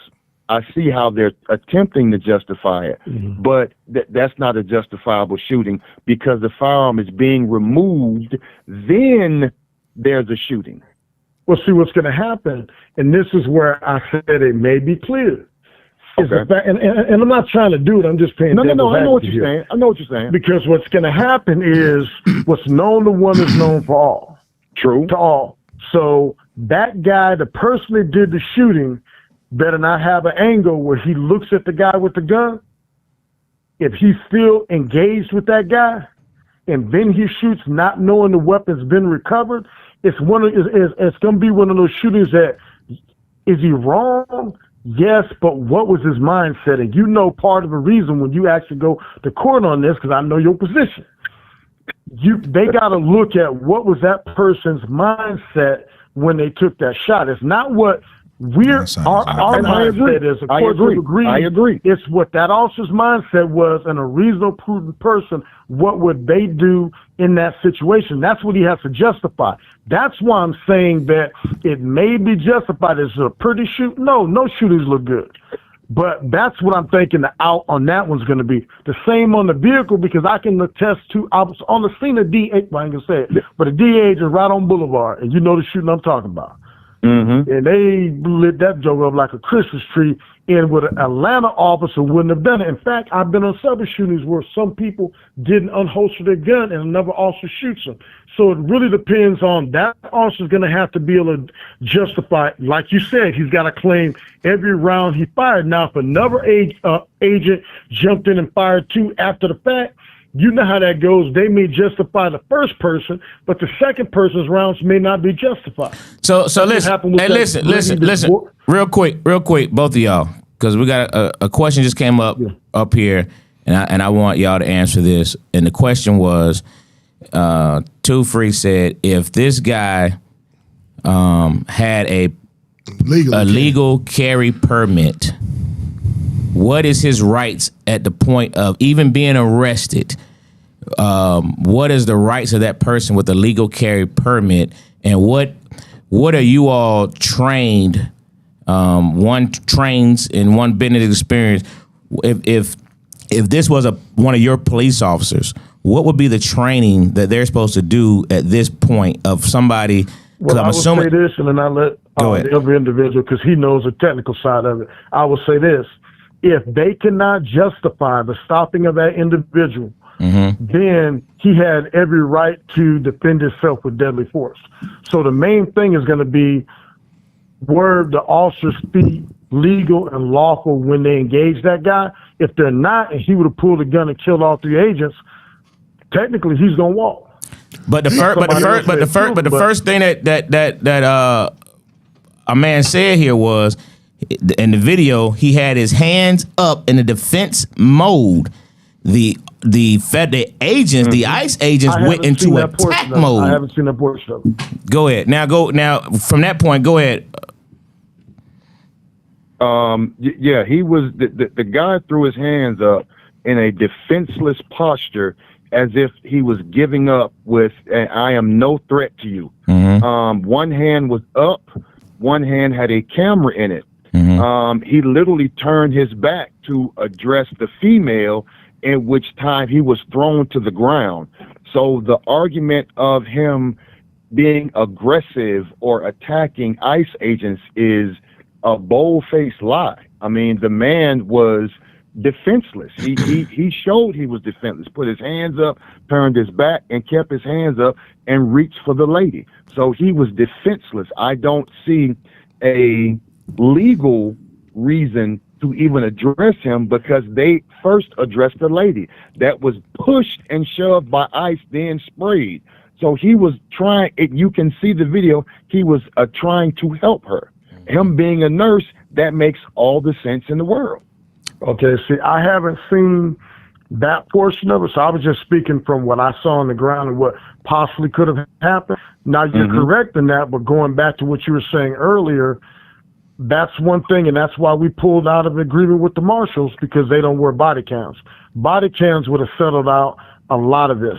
I mean, by the Atlanta Police Departments, where, you know, I we agree. wear but body cams. Going They with won't, the federal agents aren't made to wear body cams, so a lot of agencies pull their officers out of task force. going with And I agree. Ask a Cop. Yeah. The ICE agents were told all individual the bystanders to stay off the street. The man was on the street. So at that point, he wasn't following the lawful command of the officers, which is to get off the street. You can do what you want to do, but do it from the sidewalk. Don't go on the street. He was in the middle of the He street. can't do that, though. He cannot do that. He'd have to be breaking the law, and a law that a federal agent would be allowed to enforce, and a federal agent So cannot. that's my question: is him being in the street? If they say get out the street No, and that you stay in wouldn't the be street, unless I don't know what the parameters for that individual march permit was, and if it was the permitless march, and they can articulate why, if he was impeding the free flow of traffic, if he was impeding vehicles going through, and they tell him to get out of the street, he's got to get out of the street. If they're going to affect the rest of that, if they're doing that, then by all means they could do it. the reason they asked you to get out the street because they had about 7,000 people. They're using a sledgehammer and having all agents that are trained to do something totally out of their parameters, and they're putting them in this situation, and they're overreacting to some things that a regular police officer wouldn't take personal. Like, I'm gonna say your name. Well, person that's on the phone, you can attest to the fact the most egregious things they've been doing to me is the way they've been deploying pepper spray. So, and they have been deploying pepper spray, but I want to address what the question he just asked about being in the street. I heard that federal officers wanted to start enforcing traffic laws around federal buildings in the city of Atlanta. They had to go to a class to learn what laws and how to apply those laws, and to learn the elements of those laws. So they don't even know what, quote unquote, a pedestrian in the roadway, what the elements of that crime because they are not taught. Duties. Okay. Right. They don't know what that is. All right, for question for the trainer. in regards to something like that, if you're not trained in that arena, are you able to hide under the law, under the excuse or reason of I wasn't trained, so I didn't know that? So here's the thing. People have used that as, like you said, to hide behind that. But I'm going to be very honest with you. They don't have to hide behind anything, because some officials have come out and said they are immune. They can do whatever they want to do, and they are blatantly lying. So when you have the backing of high officials in the federal government telling you it's okay, do whatever you want to do, then you're going to act as such, and that's what we are seeing. They are acting like they can do whatever they want to, and there's no accountability. And they're co-signing on it. Yeah, they higher are ups co-signing on on it. Yeah. Yes. So now we're back to the beginning. I No have never accountability. seen. Sound like early 90s Red Dog. It does. BMF Red Dog. It does. hey, but check it out. Early 90s Red Dog, them tactics, that's you can't police like that no more. You cannot. No, you can't, but there's some bad motherfuckers, weren't there? yeah, but they was at least going after criminals. These people knocking out old ladies. So now we got WMF. So let me ask White Mafia family. both y'all opinions though. If this was an Atlanta police officer incident, is the guy, would the guy be found guilty of a bad shooting? If this was under Atlanta jurisdiction, these were Atlanta officers. Guy or in guys? 2026. Okay, so you were a little choppy. I want to make sure I heard you. You said if that was an Atlanta officer involved in that shooting and did that in that situation, what do we think the outcome would be? Yes. That was your question? That's my question. Okay. First of all, they would have been suspended immediately. As soon as the video came out, the indictment probably would have came down probably the next day. And It's they my would point. have went to the grand jury probably the day after that, and the trial would have probably started the week after that. So, and I know I'm saying it all fast, but dude, there is no way. And ask a cop. I mean, I'm pretty sure you're going to agree. If that was in Fulton County, indictment is coming. There is no way to fight that. Indictment is coming. On that one, yeah. The public opinion will get you indicted in. Oh my God, yes. Let me ask y'all two simple questions. You're talking about the wrong one. ICE is coming to Atlanta. What do we do to prepare? Stay black. You're doing what? I didn't hear the last part. How do we prepare as a light? They made it known they coming to Atlanta. How do we prepare as citizens to protect one another or deal with these people? This is off the subject, and I say this. Well, it's on subject, but it's off that point. I will say this: what you're seeing in America, and this is coming from a police officer that did 30 years. I will say this: what's happening is liberal, upwardly mobile white people, for the first time in their life, are seeing somebody challenge them on the white card, white privilege. And they're reacting very visibly, a visceral response to what's being said to them, because they're not used to being challenged by law enforcement. They're not used to being challenged by anybody. So I would say everybody of color to stay clear of it, because you're getting yourself in a situation where a lot of these things are going down. I don't agree with the way we're doing it. I'm 100% about locking up illegal aliens, and I have other reasons for that's another show. But as far as dealing with the law enforcement aspect of it, if these agents are carrying out their lawful duties, you better be so versed in the goddamn law that you can recite it backwards if you interfere with it, because assault on a federal agent, just like lying to a federal agent, starts at 1 year. So when people see these people getting snatched up, it's not just like getting snatched about. You could beat ABD with a bat, and Fulton County might say lesser included offense of shoplifting. That's how liberal Fulton County is. But on the federal side, when you put your hands on a federal agent, it's 100% what will happen.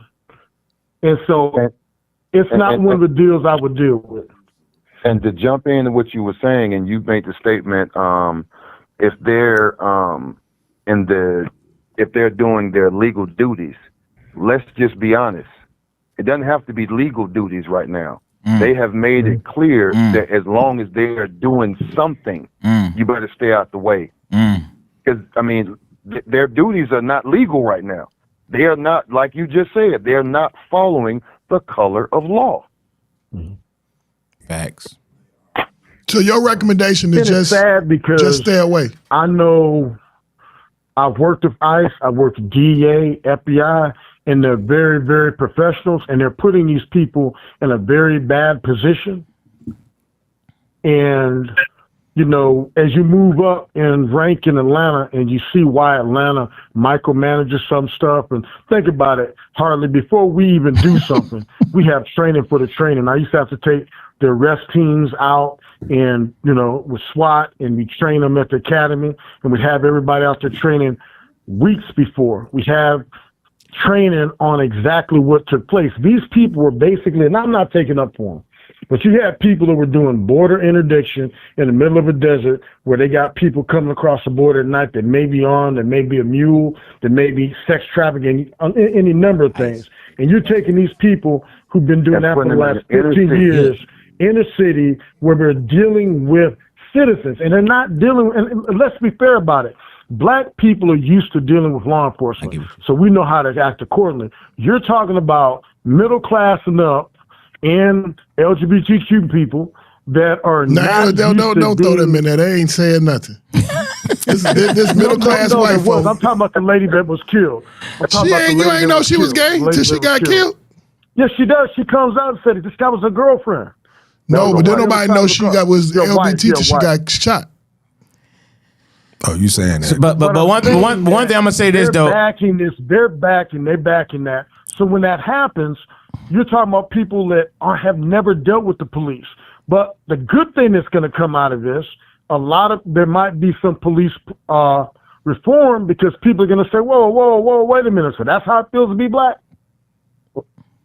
See, the one thing as a cop, I think that a lot of stuff that you're saying tonight is you're basing a lot of things on, the ICE that there when you were working there. This ICE that we currently have is not the same. The way they're operating is not the same. These folks are operating under a different type of guideline. They're being misused. Huh?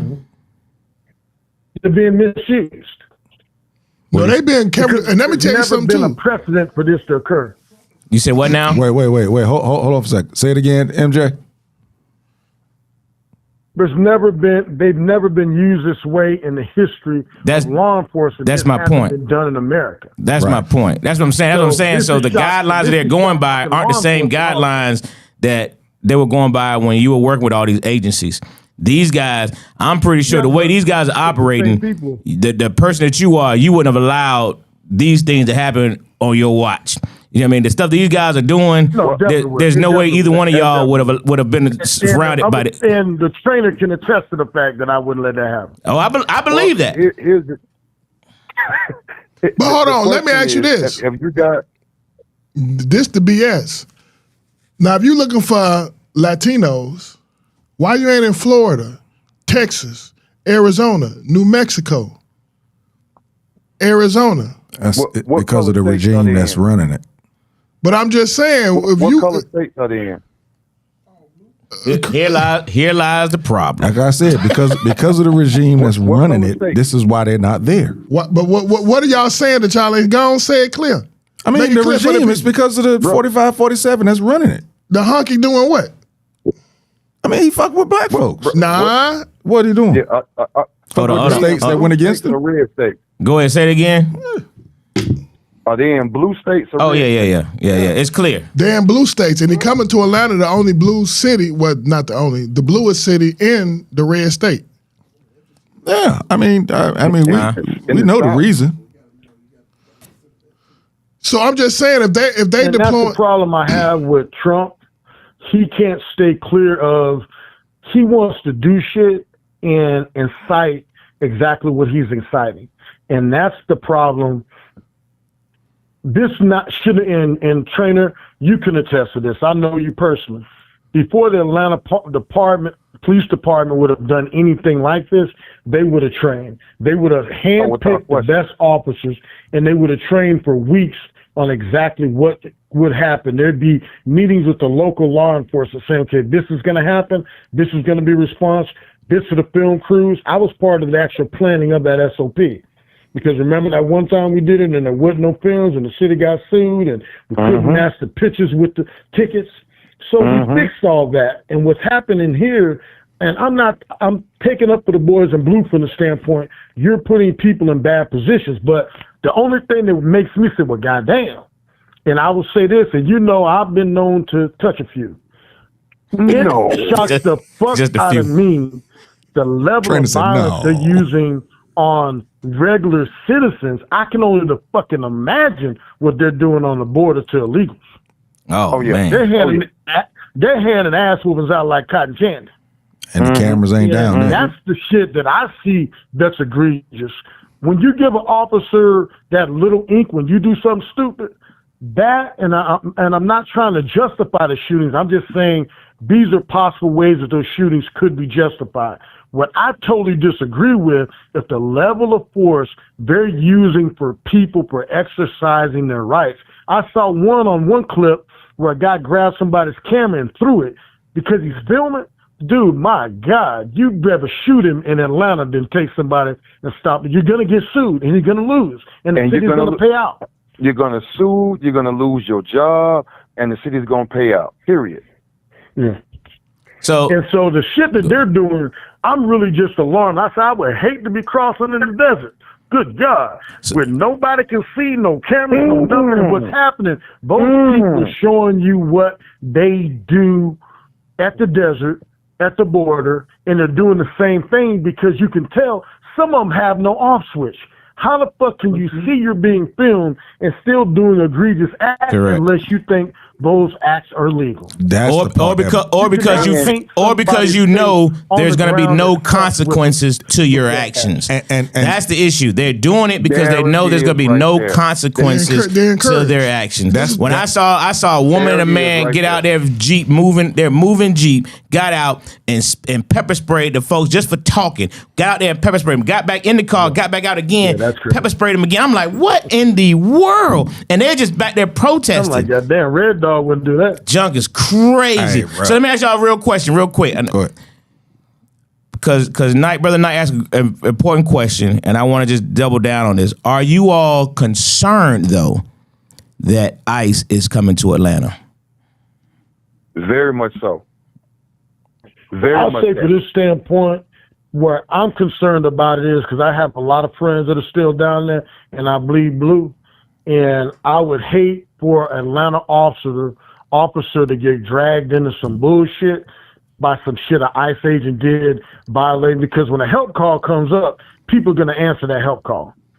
And Atlanta officers going to answer that help call. And I would just hate to I hope they're having meetings at the highest level talking about what their reaction is going to be, because people are putting regular police officers in bad positions, because if a help call comes up, I'm coming. That's why you can't judge the bad acts of. That's why I'm asking the question. I'm asking the question from the standpoint of you all of police officers, because now you're going to have to make legitimate choices in terms of your level of involvement. You know, help call is one thing, but your level of involvement, if you're seeing these people conducting what you know is illegal activity in your face, you know what I mean? What do you do? What do you do? Well, what is your what is going to be? And you ain't going to be handling Atlanta citizens that way. I'm just telling you. ATL, they haven't seen an ass whooping that's going to happen if they mess. And that's where the danger comes in, because people have a right to resist an unlawful arrest. So hold on. Ask a cop. Yeah. Say that one more time, please. People have a right to resist an unlawful arrest. And this is where the problem is going to come in, because you don't have people, and that's one thing that's good about being in a chocolate city and a civil rights city. These people know their rights. Those people in Chicago, Minneapolis, and all these other places, they're not blessed to come from a city like Atlanta. So a lot of them don't know the ass from a hole in the wall. They're reading it. Well, I heard I can do this. I heard I can do that. No, there's a lot of things but in Atlanta, when you put your hands on somebody, they know what their rights are. That's why in Atlanta, too, they know when they can throw the ass whooping, so they just shut up, put their hands behind their back. I fucked up. I don't know how many times I heard that arrest for somebody. I fucked up. But if you start snatching people off the corner, from the bum to the richest person in Atlanta, they know their rights. And people in Atlanta are going to be there filming. And the problem I have with it, hopefully somebody at the AU Center calms down, because I know the AU Center kids have always done the right thing, and they know their rights, and they love to protest for good causes. I just hope they don't interject themselves into something thinking they're right and they're not right.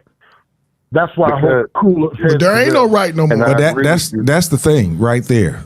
Thinking you're right, but you're not right. But you're not right in the eyes of the agents. So how does that?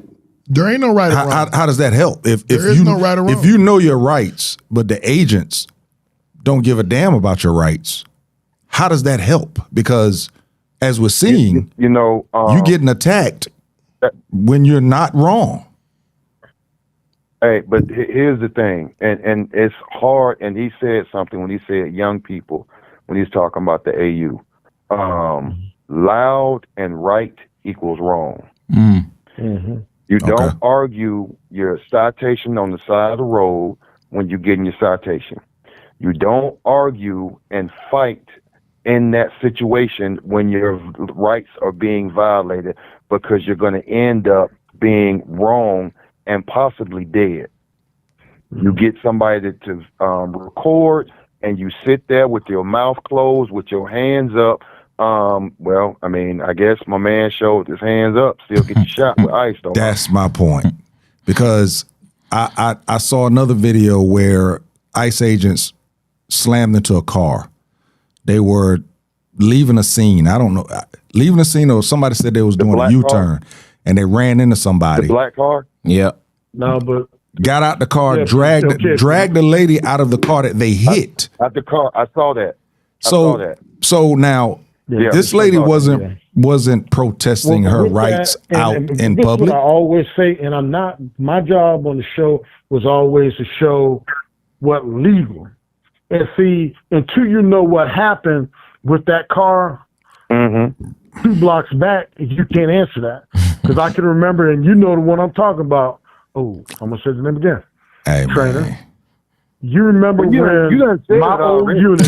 Yeah, he did. Yeah, he did. Ask a cop. Look at your text message and take a. Now we can always go back 3 blocks, 3 hours moving prior. Down in a certain riot situation, and I was in charge of arrest team, and and I was just over there talking to those individuals, and 8 people that got dragged through the mud for almost 8 years, and it was later justified. Well, not 8 years, but a long time. It was later justified because they found out about the truth, but there was a rush to facts on that. You know what I'm talking about with the fugitive unit. And so we had a lot of friends involved in that, and I was just literally 1 block over and witnessed the whole thing. And nobody talked about what actually happened, the number of barricades they actually removed and went down through barricades to get to the point where they were dealt with by law enforcement. But if you would have just dealt with what happened at that car, like the city did in Jettison, that's why the city had to pay out to those officers, because they were dead ass wrong the way they treated those officers. So I'm not going to Monday morning quarterback until I know what that car was doing 2 blocks away. I didn't see the portion where that guy came up with his hands up and his phone in his hand, but I also know if you do that and you lifted your arm up and somebody says gun and our officers overreact, the person that said gun and started the melee may be liable, but the other officers, because they were doing a lawful act and thought they were doing right, are going to be covered. And that's what I meant by being covered under color of law. I saw the one picture, I sent it to you, where he reached back. And when he reached back and touched his hip and that guy removed it, everybody involved may not have known that the gun was removed. Now, it was poor tactics shooting from an angle because they actually had a friendly fire situation could have occurred. Well, but here's my question to you. And I'm with you up until the point where you say he may not have known the gun was removed from the scene. So you can't blindly fire a weapon. You can't blindly fire unless you know that you have a threat. And this is what I'm saying. What's known to one is known to all, but he could have seen the gun. When they're struggling the guy, they're trying to control his hand, and that one guy was wailing on his head. I would hope that guy knew he had a gun, or there's no justification to the level of force he was using on that guy. You know what I'm talking about? The guy was just teeing off on his head. Hold on. Ask the cop. You're saying. Ask the cop. Yeah. I got a question. If I'm just a regular dude, I know from the streets, if I'm going to handle somebody, I'm going at your hands. You can't do nothing without your hands and feet. So if you got 6 people, 5 people arresting you, why don't they attack the hands and neutralize that? Because they were not trying to make an arrest. Problem. They were literally acting like a mob, Correct. beating that man down. Correct. That's what they were doing. Yeah. That's the training aspect of it. So trainer, let me ask you this. Can I be justified? So my argument for the defense is y'all didn't use proper training because nobody attacked his hands to arrest his hands or stop his hands from moving. So if it's 6 people on me, aren't you trained to go at the hands? So if you trying to get my hands and I break away and go for my gun, but if you got my hands, if you never go for my hands and I go for my gun, then you wasn't doing what you was trained. Well, I hear what you're saying, and I'm thinking you're trying to say that's your defense. Am I correct? Yeah, I'm trying to put the man on trial. So I'm saying if I'm arguing as if he wasn't dead, if Alex Purdy's lawyer, I'm saying nobody went at his hands as trained. They went straight for mob action.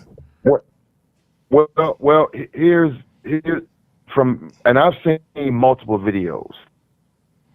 They initiated contact to an individual with his hands up. They threw the individual to the ground, and I'm glad you made the point because I forgot about that. One of them was, and it looked like he was pistol whipping him in the head. I do not understand at what training you learned to pistol whip somebody in the head that's on the ground. They went to the BMF training class. That's why I'm thinking. I'm playing devil's advocate. I'm hoping to hell somebody saw a gun in his holster and said he's got a gun. And then everybody was, oh shit, he's got a gun and went to grab it. That's the person's ass who's going to be on the line because everybody's going to testify to say, Mike, Askew said he's got a gun. And so everybody else under that, and you know how that works, Harley, is covered under color of law. Trainer. As long as they can, my bad. Trainer, if they can say this is what he did because of this. Thank you. So then another question is, how does the law do this? This don't really make sense to a natural mind. I can legally carry a gun. And now you shoot me for having it? How does that make sense? It doesn't make sense. Because they thought that you were reaching for it. No, they claimed he was reaching for it. I'm sorry, I have not seen it, and I've watched this video. I hadn't seen where his hand came up. Was his hand trying to protect himself as he was being from the blows, punched in the head? So, I mean, I just didn't see that. And you are legal. Let's go back. Let's go back in time for a second. January 6th, people were armed. When certain people protest things and they have their rifles, they can exercise their Second Amendment right when they're on the right side of a particular protest. This gentleman was on the wrong side of a particular protest and was legally carrying his firearm that he did not show, that he did not reach for, that he did not brandish this firearm. So to answer your question is, can you legally do it? Yes, but ICE is operating under some different set of rules that I have never seen before in law enforcement. We were studying in class. January 6th also. January 6th, I would say this, because I know a lot of DC officers. I was in the Marine Corps with a couple of them. And if they would have had DC officers guarding that, they probably would have been 200 people dead. If they would have been in Atlanta, they would have had 200 people dead. Those officers didn't act like they should have.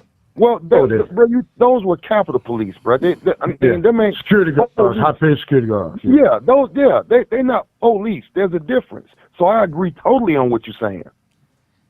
But you can't legally carry a gun in a federal building though. So they were illegal. Their Second Amendment right was gone once you enter the Capitol. Once you enter the Capitol on the property of the Capitol, you can't legally carry. Come on, bro. You one of the smartest guys I know. They played that white card. They played it now. Because they're all out of jail. Walking in with that shit, they'd have ate their ass up. That shit would have been like that shootout at the OK Corral. That shit would have been like. But this is the thing. This is the thing though. we can argue the points A and B. You know, it's like we arguing over the fruit.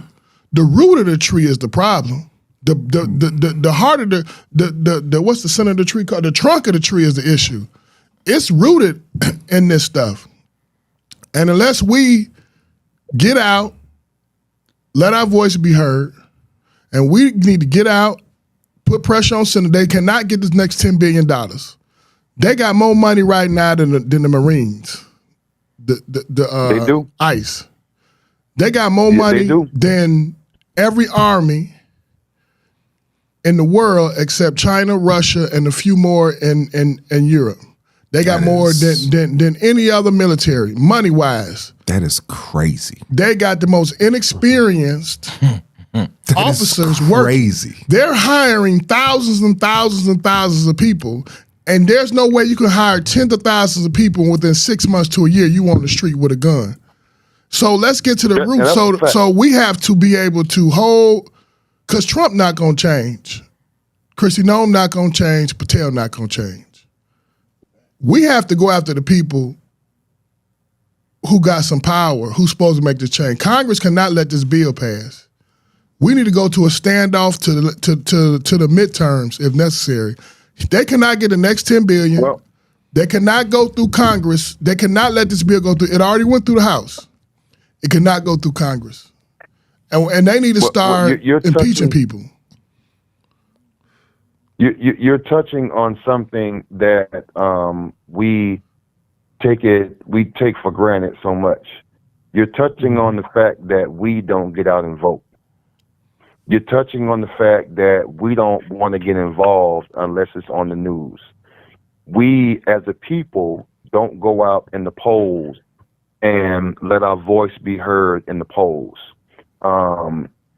If you look back at, the last election when he won, bro, look at how many of us didn't vote because we said it don't matter. It matters now, and we could have done something about it then, but we don't. So everything you're saying is true, but we have to understand that we have to do. My mom used to tell me this all the time. You prepare for war in the time of peace. So you put people in places that's going to fight for things that you believe in before the war gets here. Because when the war gets here, it's too late. Too late. And make no mistake about it, bro. We at war right now. Make no mistake about it. We are a third world country. We're not third world. Don't even start that. We're not a third world country. I've lived in third world countries. It's safe in third. You damn right. It's safe in the third world country. So it's not. I mean, that's the type of rhetoric. Ask a cop. As a cop, you would be safer in Ghana than you would be in Minnesota. Do you have the military policing civilians? Yes, you're doing a lot of them. Yeah. What do we have right now? We got National Guards in cities all throughout the United States. What do we have right now?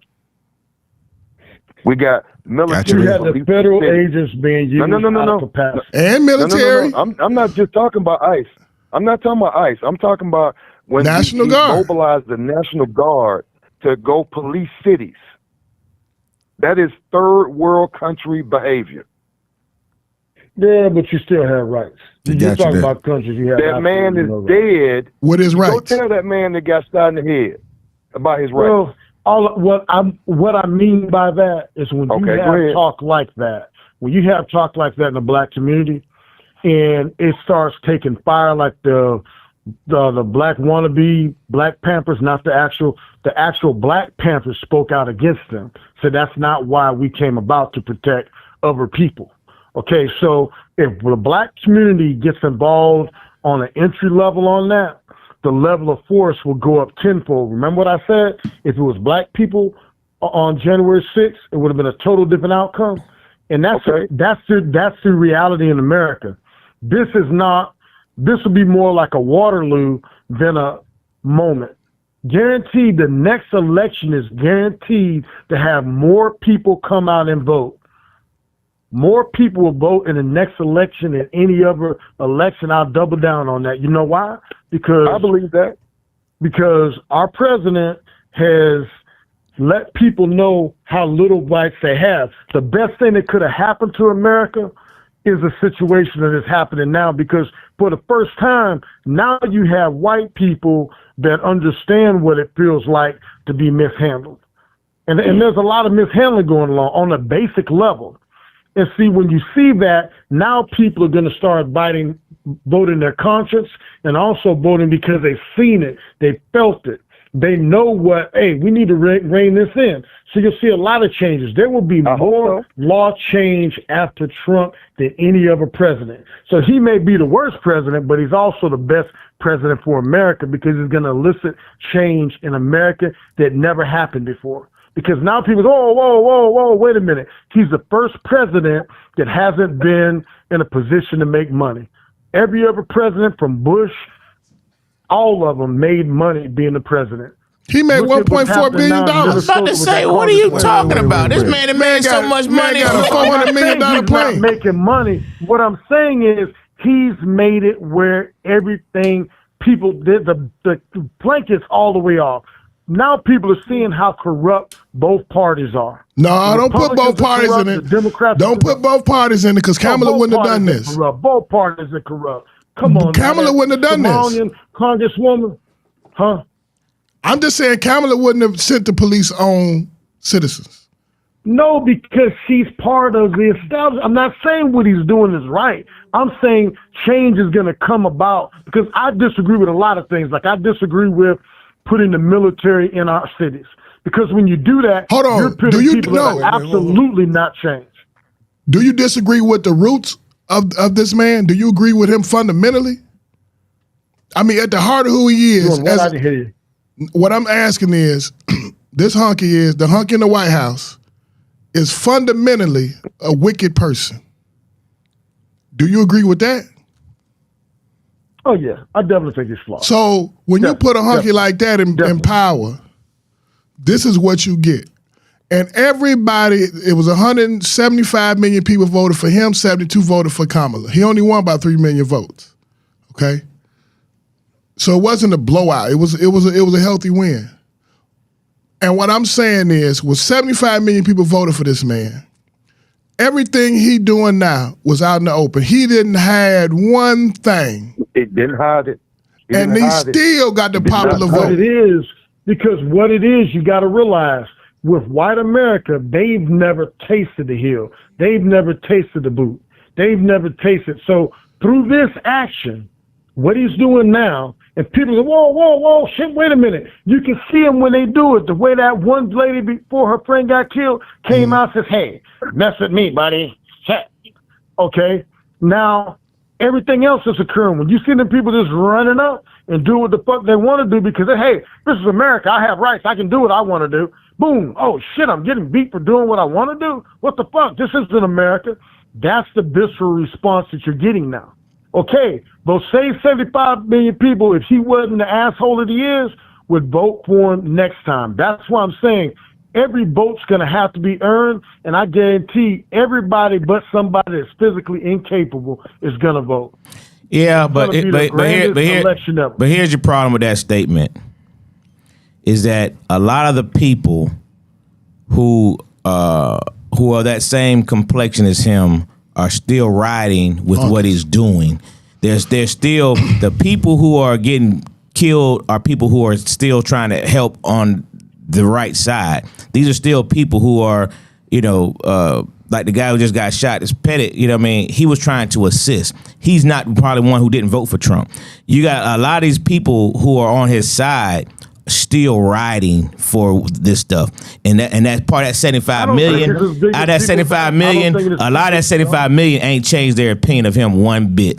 They're loving it. They're loving every bit of it. I saying this though. No, I think what he's saying in principle is correct, but I don't think it's enough to shake these people up. I think it will, because most white people are on welfare. He's messing with their money. People that are feeling this, although they want to put a black face on it, as anything negative that always happens in America, it's more white people suffering now because of some of his actions than black people. Farmers. Now, one person I agree with the stance on immigration, but the way he's doing it, I don't agree with. But best believe, I think people that don't belong here, like them Somalians, everybody else, get their ass out. Somalians belong Anybody here, that man. committed a crime, get their ass out of here. Now, I'm He 100% believe far right that. on that. But Please the way believe. he's doing is dead ass wrong. Hey, listen. Dead ass wrong. Listen, man. You guys calling in just made a whole difference in this conversation. We needed every bit of this. All of it. Every bit of this from an education standpoint, and then even the perspectives, particularly the shooting that we wanted to really get into, and the things that ICE is getting away with. I think is pinpoint. I got to give 10 minutes, the next 5-10 minutes, to Corey Holcomb. We can't let that buster get away for the night. Is he getting this? Is he getting the 45 on? We can't let this buster. We can't let this come. We got to get at least 10 minutes in. Go ahead, tell me what happened. Of this sap sucker. Tell you what happened. Are y'all familiar with what Corey Holcomb did? No. I'm talking about the two callers. No. Corey Holcomb, when he got into I just know he's about to fight that dude. Corey Holcomb punched a female comedian in the face outside of a club for joning him. He got up in her face and actually punched her. Another guy, people say it was her husband, other people say it wasn't her husband, but he immediately started trying to punch on Corey. Corey kind of held him at bay, using reach, and then a whole bunch of other guys, bunch of yes men, jumped on the guy. Now, somebody said he was security for the clubs. I don't know who he was, but he helped her out. They separated them. The female comedian immediately makes the report, says Corey did this. Corey goes on his 5150 show and immediately denies touching this woman. He said that the woman touched him. And she clearly did not. And there's video. But everybody agreed with Corey until the video came out. Right. Now the video is out. And the video clearly shows Corey walked up to her and punched her. Dead in her face. I mean, there's no ifs, no ands, no buts. Google it. Now, a woman got on his show. Another comedian got on his show. A comedian that I ain't never heard of before. Most people haven't. And Corey said, oh, yeah, this such and such. She's really funny. And then she goes and defends Corey and says that she was, and she was there and said he didn't do it. And Corey said, see, I told y'all, da-da-da-da-da-da. But now the video is out. This happened in... Like the Ray Rice thing, now the video is out. This happened in November of 2024. Correct. And the video just resurfaced earlier this month. I forgot the name of the platform, but TMZ actually did an interview with the female comedian that he actually punched. Christina... She famous? Something, no. No, she's not famous. She's Why Corey punch her? Because number one, Corey hates women. And he definitely don't want no woman thinking they can talk back to him. And she was, they would, outside these clubs, especially in LA, you always see comedians go outside and they have a Joan for everybody start talking about each other. And apparently she got the best of them. But Corey, let me tell you something about Corey. Corey is a sucker. But go ahead. I was gonna say a different type, right? Because his whole, I appreciate his comedy. It's different. It's another angle. But when he on that 5150, he only make a living for bashing people. Like, hold up. Her name was Christina Payne. Christina Payne. That's the comedian that he punched. And he always bash people. Like, he don't never have nothing to say because he got something to say. It's always picking out some flaw in another person. You just saw the video? Okay. I just saw the video. Okay, go ahead. Now, you a big time. So I'm just saying, Corey always kind of got he always make a living like jabbing people. He don't make a living off. Now, his comedy, I ain't gonna lie, it's pretty funny. He got a nice act when I seen him a couple times. But his 5150 is about, you make a mistake. I told y'all he wasn't da-da-da-da-da. But it don't ever be the whole story. It never be like a real line. It never aligns himself. He's a male Jaguar, right? And I wish that dude would have said "suck a dick" again to him, because I would have liked to see what Corey would have did to him. Because recently he did on his show, he had Anton Daniels. Yeah, said you be sucking dick. Had up there, and the dude said, Anton said, man, you sucking dick now. You sucking dick now. You suck dick for all the black people in the world. Yeah. And Corey actually pushed the female co-host on the Bet. show, pushed her out of the way Touch to it, get to the Tony. seat next to him, and you really thought they was going to come to blows. The dude said, "Listen, you said you said that I disrespected you, so I'm not He going to pulled his whole disrespect you by card. saying that." But to me, like you said, Corey, his comedy, I used to love that he used to come up there with a glass. I thought it was dope. From He the used to come shot. up there with there was his glass, but it just seems as if because he's on stage and to me protected by the stage, he's kind of gotten he's bullying now in a way that most Great word. comedians just don't do. He makes And it no offensive. comedians fuck with him. Well, Very few She comedians did. fuck with. No, I'm talking about when you look at heavy hitters. Corey Holcomb is about a B-level artist, right? So you're looking at Deion Cole, you looking at Mike Epps, you looking at Al Sadiq, you looking at Ali.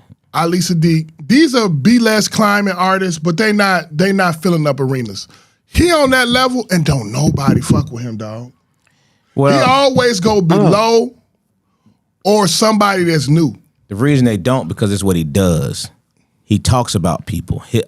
His whole platform is built on insults. That's the whole platform. That's what I'm saying. You He know ain't what I got mean? no So they real don't audience. rock with it. And the reason he does that is because nobody wants to be around him. That's so his so joke. so the way he goes back at them is trying to dog all of them out. You know what I mean? That's because a lot of them don't rock with him. That's why he finally got on a tour, but most of the people don't even tour with him. They don't put him on the major tours. You don't see his name on most of these major tours. They don't rock with him like that because he's a jerk and he turns on everybody and he'll befriend you until he can stab you, and that's what he does. You know what I mean? And You talking from personal experience. I'm definitely talking from experience. He's Lo don't like him. I don't. He's a sucker. And Low, and I low. and I You- told you and think I you told think him you got a so. you got a combination for him if he come over here? Yeah, boy, I done already told him. He already know what it is with me. So I told him. So, Corey, I you told come to the A, we and got a combination And for I you. told him. I didn't tell him between nobody else. I told him. So, but anyway, my point being, like somebody just asked cop say he pulled his whole card. No, he didn't pull his whole card. He showed he's a hoe. Because why do I have to tell you to suck my dick? You suck dick again, but yet a female jones you and you punch her. He shouldn't have had to tell you again.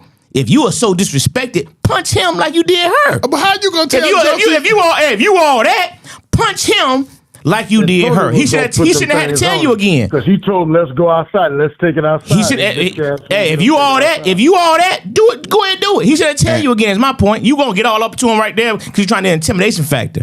You know what I mean? He's scared. But Buddy didn't blink. But you know Damn, what I mean? sure But- didn't. He told him, "Come on, let's go outside." Dude didn't back. He didn't blink. He didn't do none of that stuff. But my point is, if you that dude, he Let's should go. have had to tell you again. He should have mush him. Do something. If you all let's that. go out in the back. If you all that, Let's he turn didn't the do, cameras he off ain't and go in the do back. nothing. Turn the so he cameras ain't off pull and- no whole call. He just showed that he's a hoe. But go ahead. But go ahead. He's, Hey, man, well, tell me how you really feel. Hey, Right. You talking about, but go ahead. what he do to you, Lo? Yeah, what he said. man. We ain't gonna get into What that he do to tonight, you, Lo? but Corey has small D energy. wait, That's what? all it is. Small dick energy. Wait, There you go. That's hard. who called me talking about small dicks? That's just saying. This is Yaya, and I think he has small dick energy. He's always attacking women, period. He said he goes after younger women so he can have leverage. He likes women in poverty so he can easily, he has said this out of his mouth. That's small dick energy. And it sounds like a man that doesn't even like women. Yeah, in my research today, I did read a lot of comedians saying that he does not like women. That's his whole throw is disrespecting women, like the abortion. Yeah. I'm gonna put the TV in front of your house. Dude even asked him too. He said, what is it about what I said about you sucking dick that triggered you so much?" He wouldn't answer. Other than where I'm from, Keeping uptown this is all this type of stuff and all this type of thing and everything. But again, it just seems like, you know, he's because just like you said, he wouldn't leave the camera and go outside with Because he had to put on the show. show. He had already put on a show. No, but it's like if I want to fight you, if I got one more line to cross to fight you, I didn't call you a dick sucker twice. Now I got to do it a third time. Here's my point. Come on, bro. But you punched a female. For joining you. Come on, that's my point. You did all that for the guy, but you punched a female. Come on, man. You get no points for that, John. You just showed that you the hoe. Is what you showed. That what you showed. Do you think we should boycott the shows? I've been boycotting shows. No, I'm talking about. I mean, if he gonna attack a woman and lie about it, what should we do? If there's ever a cancel, there it is. Cancel culture. I mean, what more do you need? You punch a black female in the face. And what more do we need to see? What more we need to see? He ain't slapping. And lied about it. He ain't slapping. He punched her. What more we need to see? And then lied about like it. this. First of all, getting up in her face was enough. You don't even do that. Why you 6'3"? Hold on, some women need their ass whooping. Some women need their ass whooping. But for Jonan, something that's supposedly done at this club all the time after the show, they go outside and it's comedians, man. That's what they do for a living. They have their little circle. They tell some jokes that really be like, damn, I couldn't have took that joke. We call me that. And evidently he couldn't take it. He thinks that she's beneath him is the issue. I mean, she's beneath him, so how dare you speak to me? And that's the kind of demeanor he gave. And then it's so disappointed that black female comedians got on that platform and lied for him. She lied for him. You know what I mean? And it makes her look horrible. So how can you justify that, Jeff? Because you want to be on a 5150 show? She said she turned him down. What I would love... Turned him down. She said he had been making sexual advances to her. I would love to know if probably true. If the female that was on the show that lied for him was the one that was out there the same night that she was there. Yeah, she was there. That's the one that was pushing. I don't know if it's the same one that was pushing, but she was definitely there. I want to know if she was the one that was actually pushing. But then what's even more disappointing is that all those comedians that were there that didn't defend her but defended him. Why are you defending this guy? Because he rolled with them bitch type niggas though, man. That's what I'm saying. He ain't with no real dudes, man. Because even if that's my guy, if you hit a girl, I ain't about to go off on you, but I'm about to snatch you like, man, let's go, man. We out of here. That's between me and you later. But I'm not about to, I'm going to keep my mouth closed if that's my guy, but I'm not about to, our conversation's going to be, you bogus. You know what I'm saying? That ain't right. Even if she deserved it, what I mean by that, let's say, no, let's say she was really doing some bogus stuff to him. If she spit on him, is the only way you can even justify anything. If we outside, you can get in your car and leave. But she was here. He was right where Mike is. He left from where Mike is to get into her face. Which means he could have left. They were far enough distance away I'm saying, that he had no reason to get in that woman's face. Who he rocking with that can beat the other man, to beat the man up instead of grab him and say, man, let's just go, man. Now, if Lo about to fight, what you about to do? No, I'm not going to let him hit no woman. I ain't got to worry about Angelo hitting no woman. But I'm saying a man or a woman, if Lo about to fight, man, Lo, let's just go, man. Yeah, especially now. Now, if we can't leave, we got to fight. But I mean, Lo, you could be justified and man and then bust your car window, whatever. Man, let's go, man. Because if we leave, we can come back. I don't know about busting his car one. I'd probably let him kick his ass. Nah, man, we got to go, man. We got paper, not man. We ain't worried about no little shit like that. You know what I'm saying? $300 car window, man. We get in the car and go. But I'm just saying, who he rocking with is letting him fight. Period. Like, man, we got money, man. Let's go. I see what you're saying there. We got paper to make, man. We ain't worried about none of this stuff out here. She ain't even a comedian you is. She can't draw the crowd. Why did you even get mad? Like, some shit ain't worth your time. So I'm just saying it's just weird that nobody fucks with him, dude. How you be a comic this long and your claim to fame is disrespecting people? Mainly women. And people that he can't get next to. He definitely has an audience that follow him. Because people actually on the thing talking about she probably she did same bitch. What she do? You know what I mean? I rock with Corey. I'm like, what kind of man are you that say you just rock with that? Come on, man. Right, wrong, or indifferent. You still got to be man enough to be like, hey, even if you like him, you can still say, hey, I like him, but that's dead wrong. But don't justify it. Yeah, dude. Don't justify it. I think his act. There's no justification for that. He hasn't grown in his act. I'm not a comedian, but I'm a fan of comedians. His act is pretty much the same. I told the girl, I'm you know, the same little jokes, you know what I'm saying? But at the same time, I don't know. His whole claim to fame, I'm saying it over and over, his whole claim to fame is he a B-list black comedian. First of all, you're a black comedian, which means he can't go to all platforms and get an audience. But he is so he black famous. And on that level, he B-list. That's no disrespect, you know what I'm saying? But he always disrespect people. Always. And people don't really fuck with him. Everybody deal with him from a distance. What up, Charles? Yeah. Yeah, man. And Low, I want to see if Corey come down here to the Uptown. You'll never see We're that. going to book him and see what really go down. That ain't gonna happen. Yeah. Look, no, Yeah. don't say nothing. Don't say nothing. Hey, I don't want to see him. I want to see if Low still got a jab Look into to him. me. That ain't gonna happen. Low, you still got a You ain't gotta 2-3 say punch? nothing. You ain't gotta say. You got a 7-punch bro. combo on him? Look, that ain't gonna happen. Ba, ba, ba, ba, ba, ba. Yeah, that ain't gonna happen. Ba, ba, ba. Yeah. Yeah, he might come to the club, but he won't be on no stage for Uptown. He won't. Nah, come to we the ain't gonna club. let him on the stage. He won't. Hey, I guarantee. I guarantee. I guarantee. We gonna take him in the King of Diamonds in the back. I Lock the door. guarantee. Yeah, that ship has it didn't sail past. It sunk. So how It didn't is this sail, it like? sunk. How is this not like major news in the comedy world? Well, it is major news in the comedy world. Yeah. It's been all over the comedy world the last 2 days. Who coming out against him for this? A lot of comedians are coming out against DL Hughley? It just, I haven't, it just I came haven't out heard last any couple of big days. name comedians. I can't say that for sure, but I just know on the social media, there's been a lot of comedians have been commenting on it. You know what I mean? Some of them, you know, Corey's kind of like how the Occupant is right now. People don't want to say nothing because they know he'll get on there and talk that yeah. You know what I mean? They don't feel like even dealing with it. You know what I mean? I remember when he came after Quake, and Quake, you know, didn't say nothing. Quake just posted a picture of him over there in somewhere in Dubai, some foreign island. country with Dave Chappelle and Chris Rock. He said, "This is why he mad." And I was like, great comeback, Quake, because he's doing something that this dude will never be able to get to do. You know what I mean? He's never gonna hit these kind of stages. Never. Not gonna happen. Not gonna happen. Not gonna happen. He don't have the friendships, and he don't have the comedy skill set to attract a large enough audience, because his jokes is narrow. You know, he good. Now, I'm not knocking Top five. Y'all look at the top five I posted in the chat. What did he? Dang, Low, I ain't know you ain't like him like that. Oh man. Bro.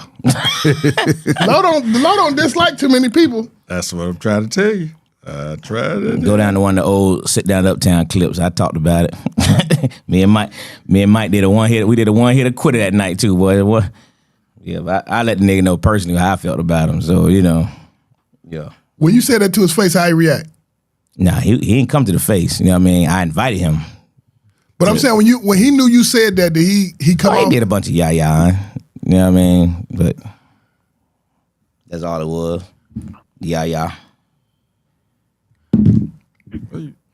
I've grown. Hey, I've grown, Dre. My man. But it's still there. 'Cause I remember a time. Hey, but it's still there. He won't show up here. Trust that. Anyway, you saw the video. What's y'all thoughts on the video, Am I still on? Mr. Trainer? What's your thoughts on the video? You saw it.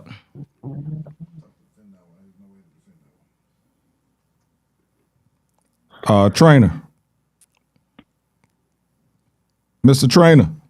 She can sue him now. End of February. I'm sure she is. He got money, you think?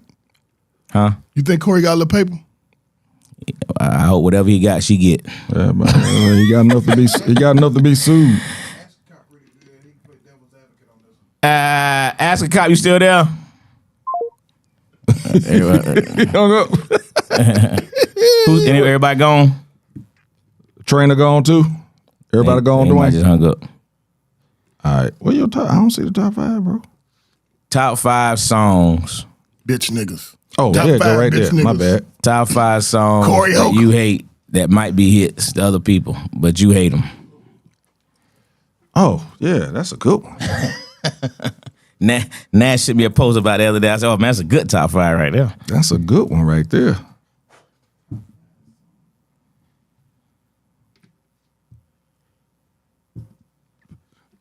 Kiki said Corey's aggressive ASF towards women. He hates women. Yeah, that's the MO. That means you're not like his mother. That's what I mean. You know, most time people like that, they had problems with their mama, aunties and whatnot. Number one fan said the occupants made $6.7 billion, but he not in it for the money. Yeah, okay.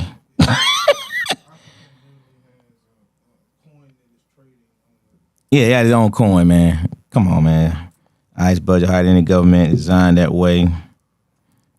Jose said the video cop saw was AI.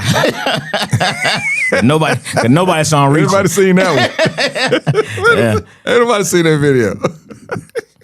What? Ricky Smiley talking about him. Is he? Good. Yeah, he gonna go to. Well, she's not gonna go to jail obviously for it because it's just a simple assault or assault. But he'll definitely have to pay out some money. Now, let me. It used to be a time nigga wish he can go to Ask jail. Carl, let me ask you this, because she actually filed charges or made a complaint back in 2024. Would she have to refile, or how does that work? Well, Question. if she made the complaint, a lot of times charges like that, I don't know what city it occurred in. What city was it in? I think it was LA, Hollywood, something like Hollywood Hills or something like that. Yeah, you know, a lot of times charges like that are dead docketed. But since this just came back up, I can guarantee you they're going to push these charges through now. Will he get time? No. It really depends on what his prior criminal history is, but it's definitely a case where he'll have to, you know, she may get a judgment for $250,000 from a jury. And when she gets that, she'll just put a lien against him. So every time he goes on stage, she'll get paid. Tran just sent me a message, said Bovino has been ousted from his position as ICE approval ratings tank. Who? Greg Bovino has been demoted from his position as commander at large over ICE. You know, I saw some stuff and I meant to, I couldn't print everything out, but I did see some stuff where 4547 was kind of backtracking after this latest shooting. So, you know, oh shit. The what's the name, man? She telling Governor Waltz if you give me They came back. if you give me the voting records, Yeesh, my bad. if you give me the voting records, the SNAP benefit people, and some other documents, I'll get ICE out. So they kind of making this political. Like she asking for how you voted, who's getting the benefits, the SNAP benefit, because you know they saying they stealing the child care money and the other welfare program money, which happens everywhere. You know what I'm saying? And people always talking about this. Then what I'm talking about, what we looking at. If Elon Musk, no, let's say Warren Buffett said this out of his mouth. He paid less in taxes than the secretary from a percentage standpoint. Is that not welfare? You know what I'm saying? And yet you worrying about a person stealing $300 extra in food, which they shouldn't be doing. Like we route that, but like you made $37 million and you pay $3 million in taxes. I made $43,000 and steal $3,000 worth of welfare, and you looking at me like I'm a criminal. Your company, you made personally $37 million. 43% of that is way over $3 million. You writing off flying on private jets that's paid for by your company. You writing this off in your taxes. And I steal $1,500 worth of, I send my two babies to daycare when I should only be sending one. So I steal $10,000, $9,000. How you really gonna stop a crime? You plucking the leaves. I mean, them CEOs ride around on private. You know how much a private jet is? From here to Miami is $20,000 on a private jet. Yeah, because some of them is a certain amount per hour. And that's written it's off. Almost $5,000-$6,000 an hour. And that's the thing, is that there are certain laws with this tax stuff that a lot of people don't know, but those other people know, and they're taking advantage of it. Or you getting paid grants. You getting grant money for your company to do this, your company to do that. Man, that damn company, the jail company, made $400 million, man, in 9 months. Damn, man, I'm trying to for imprisoning ICE people. Trying to think of the name of this damn song. For the ones you want to go first, songs that was famous, songs that wasn't, songs that were songs you hate, but maybe popular that are popular to others. Oh, I thought I was doing it the other way around. I was doing songs that you liked, that you thought should be hits. No, 5 of them. Songs that you hate. Shit. I got to go all the way back. There's so many of them. You ain't lying. I say as an artist, I don't like Jay-Z music. Okay. I think he got a few good songs. Like I think he deserved what he got. I'm not saying that. But if you look at his album catalog, like album from the album from beginning to end, I don't think he got it like a Black Thought or a Nas. Like he on another level. Like I think he deserved to be a professional. He deserved to be successful. So I'm not trying to say that. But to me personally, I don't think his game, his rap history is all that. Like that New York, you know what I'm saying? Oh yeah, that one. It's just like that was just an anthem to me. And he got some hits though. He got plenty. But like, he ain't no just sit back and relax. He about to. You can drive for 3-4 hours and play his album from beginning to end without stopping. That's just me. All of them, you're right. But most albums, I don't think I can play from beginning to the end. Nas beginning to end. Lauryn Hill beginning to end. Lauryn Hill, for real? She got 2 hours, man, from beginning to end. She got 2? She got 2. One with MTV. She got 2. One with MTV. Black Thought beginning from end.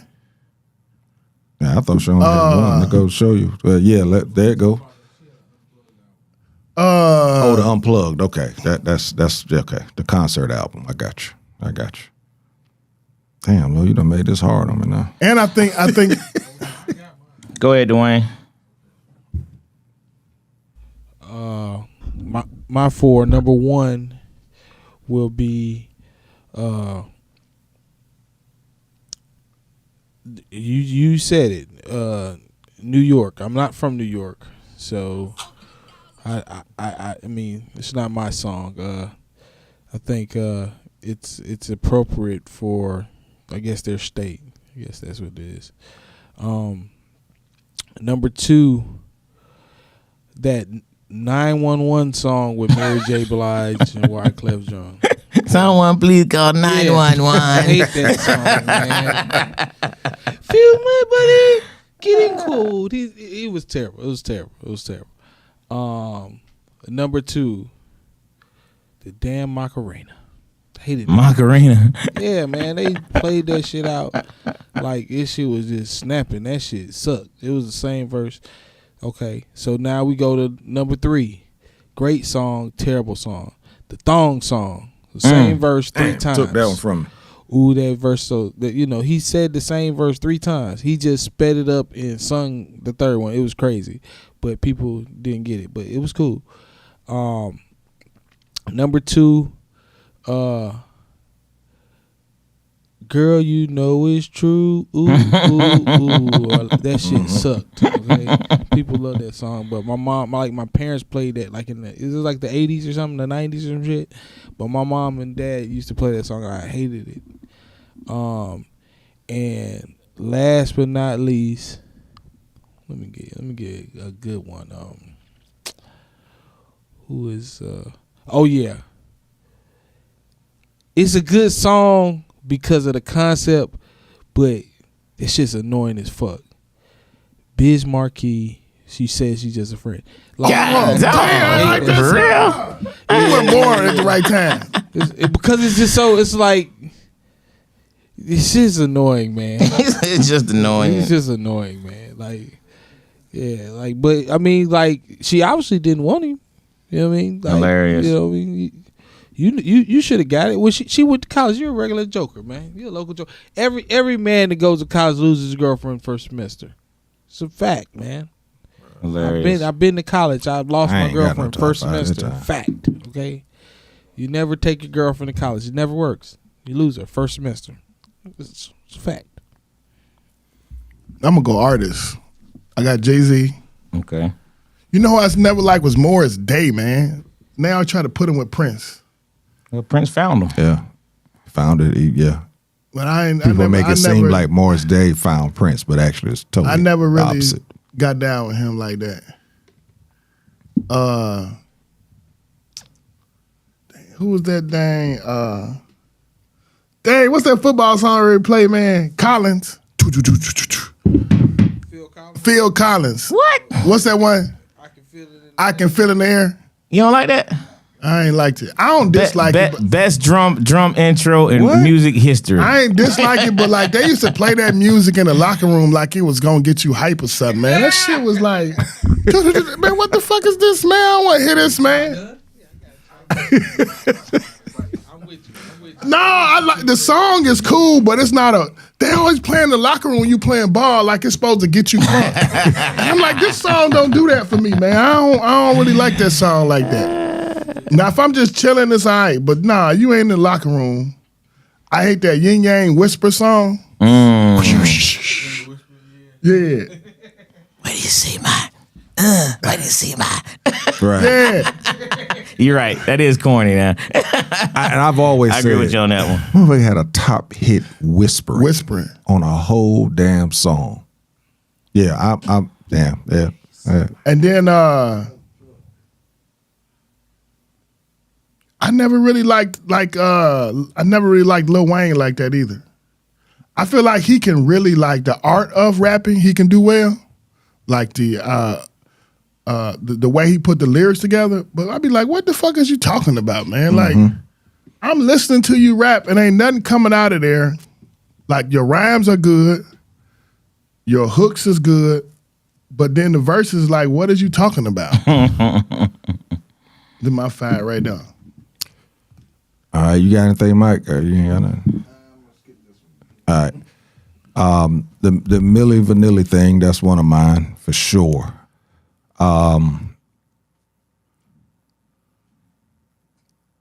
Master P, let him say, That's locker room worthy.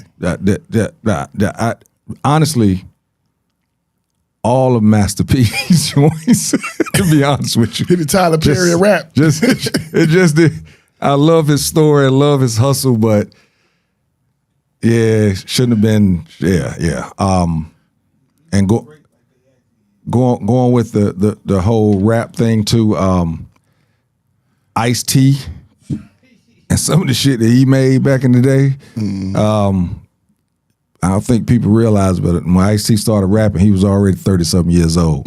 It wasn't. Nigga Morgan Freeman old that shit. Yeah. People don't realize Ice-T is almost 70 years old. I think he's 68. I think he's 68 or 69, something like that. Maybe Morgan Freeman right on the now, same highway.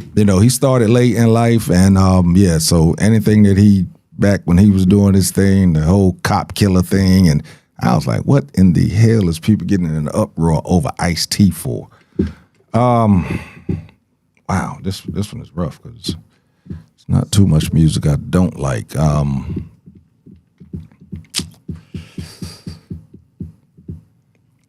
want to say the New York joint because of the uproar that was how it went nationally.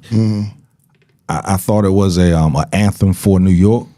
I don't think it should have been as big as it was. I mean, born in New York, love it, but I thought that it took off way too much. This gonna ruffle some feathers. Whitney Houston. Don't talk about Whitney. You give good love. Don't talk about Whitney. I wasn't rocking with that one. Too tough. I mean, it was cool, but I wasn't rocking with it. And then I would say,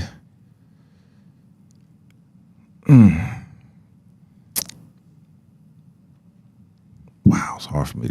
Anything that's number one in rap right now shouldn't be. Any mumble rap that's happening right now, I'm not feeling it. Boy. Yeah, that's all I got. You messed me up with this one. I thought I was looking at it the other way. So Low still typing. you got Responding to a message to my mom so she I don't forget. We got any? Let me see. We got any people respond? Low getting on. He got to read with them glasses, don't he? Yes, sir. that'll make that font bigger. I get a minute. Look, can't make it big on them comments. Can't make it big. You can do it on a text, but you can't do it on them comments. Let's see here. JT thread lightly on Master P. Let him say, come on now. I'm gonna go with Jose. Jose got SZA The Weeknd. Her man is my man, is your man, my man too. I just sent him home on the weekend. Snoop, Bees Ain't, Shush, Get It Back in Blood, all of NBA Youngboy, all of King Von's catalog. Honorable mention, My Neck, My Back. Kind of slap a little bit though.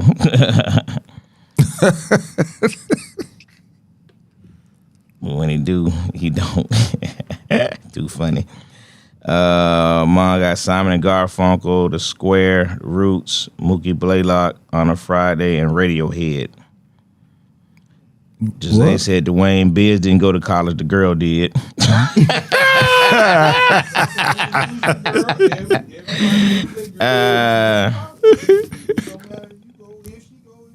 She said facts, Lil Wayne is a lyrical genius, but he's a baby demon. Look just like that too. She didn't have any proof, then she got evidence now. It'll still go hard in every generation. Y'all said it, what about Ray Charles, Georgia? It was about one state and was a huge hit. Yeah. I got Baby by Justin Bieber. That's what I said. I forgot it too because I wasn't rocking. Yeah, what the devil? Girl, you know it's true. Outkast. No, that's the Milli Vanilli. Milli Vanilli. Girl, you know it's true. Lip syncing ass niggas. I thought that's Outkast though, ain't it? We them boys. We them boys. You're not them boys. Yeah, he not talking about the Steelers though. I don't know what he talking about. That's Frank. But it'd be a whole bunch of cowgirls. They stole the song, so I don't like it no more. Oh, wow. That Fancy by Izzy. Izzy Gazelle. That's who fucked up with T.I., wasn't it? Took all this little money. And Anaconda, Nicki Minaj. I really don't think that's a good song. So you gotta think about it. Let you know it ain't that good. Yeah, I was saying that some of these songs. And I agree with you on Kodak Black and all that mumble BS. Don't understand it. Don't. He just one of many, but there's a lot of them songs. I be like, man, this junk is so stupid, so corny. That junk makes no sense. You can't hear no words. What is this BS y'all listening to? Sexy Red, yeah. You don't like Sexy Red? Heck no. Burn the whole catalog. SEXYREDD. Yeah, burn. Nice. She a one hit wonder. Shoot, they make so much money. She not a now fan on of album. Jay-Z either. Jose say lay off Milli Vanilli, the real artists really sing. Well, the song we heard we saw them. She said what now? Lay off Milli Vanilli, the real artists really sing. Whoever really singing the song, because they obviously weren't. Oh, good. Too bad we'll never know who they were. Yeah. Hey, did them boys pass away? Millie and Vanilli? I think one of them I did. don't know. Guess we got to wait for the other one to pass away before we find out who actually sung the songs. Because they probably under some type of They interviewed him at one point. ironclad contract. Yeah. All right, that's it. Hey, man. Book up, got revenge. Seriously,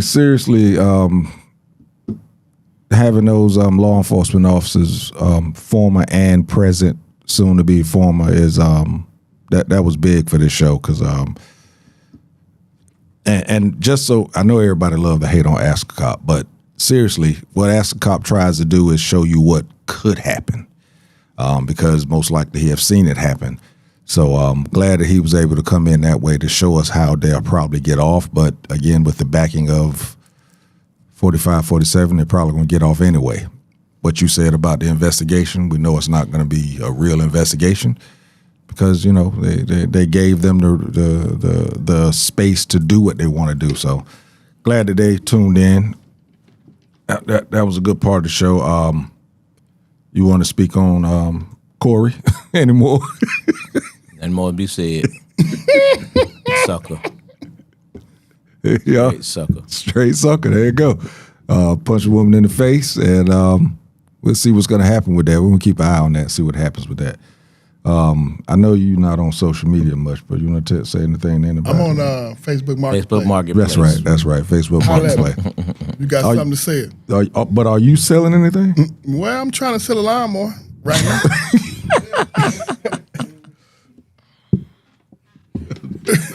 Selling a lawnmower during the winter storm.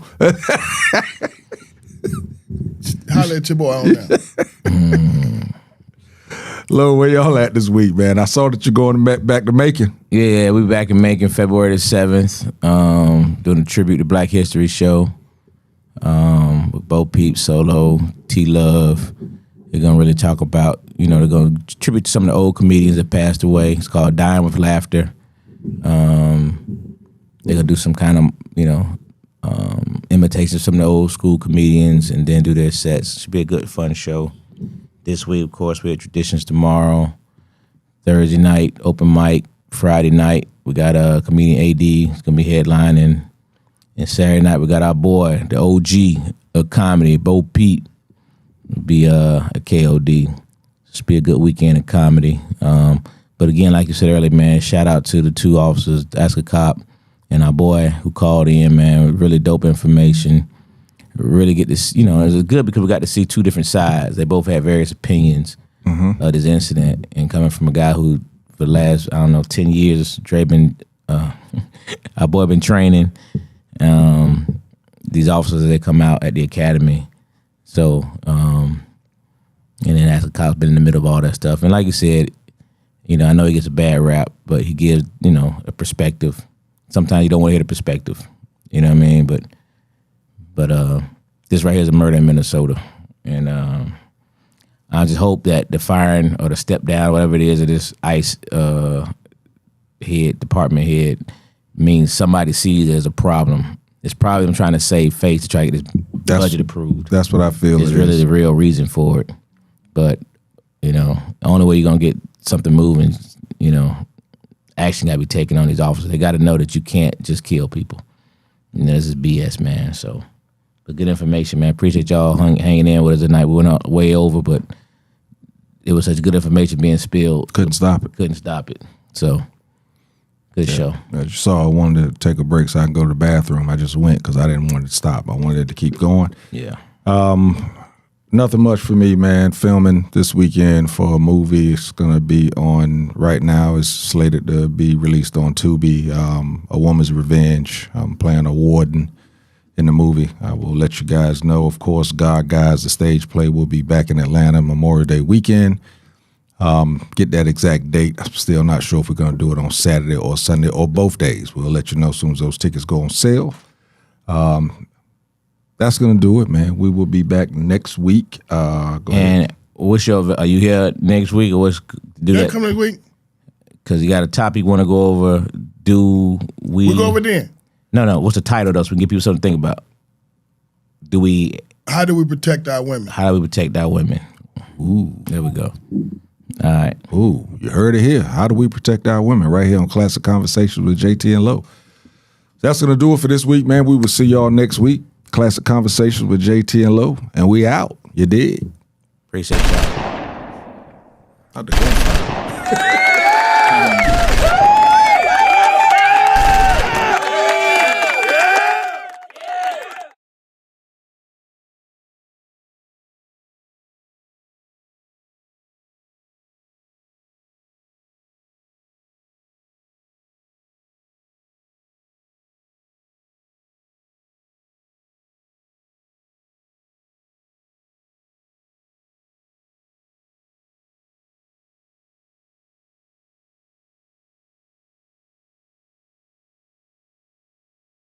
Classic Conversations with JT and Low. You never know which way to rap. Classic Conversations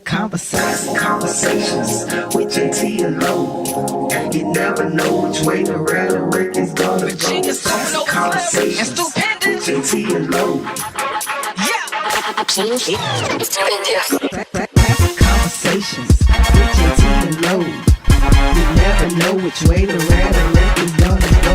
Classic Conversations with JT and Low. You never know which way to rap. Classic Conversations with JT and Low. You never know which way to rap. The record's gonna go. It's Classic Conversations with JT and Low. You never know which way to rap. The record's gonna go. Classic Conversations with JT and Low. You never know which way to rap. The record's gonna go. It's Classic Conversations with JT and Low. You never know which way.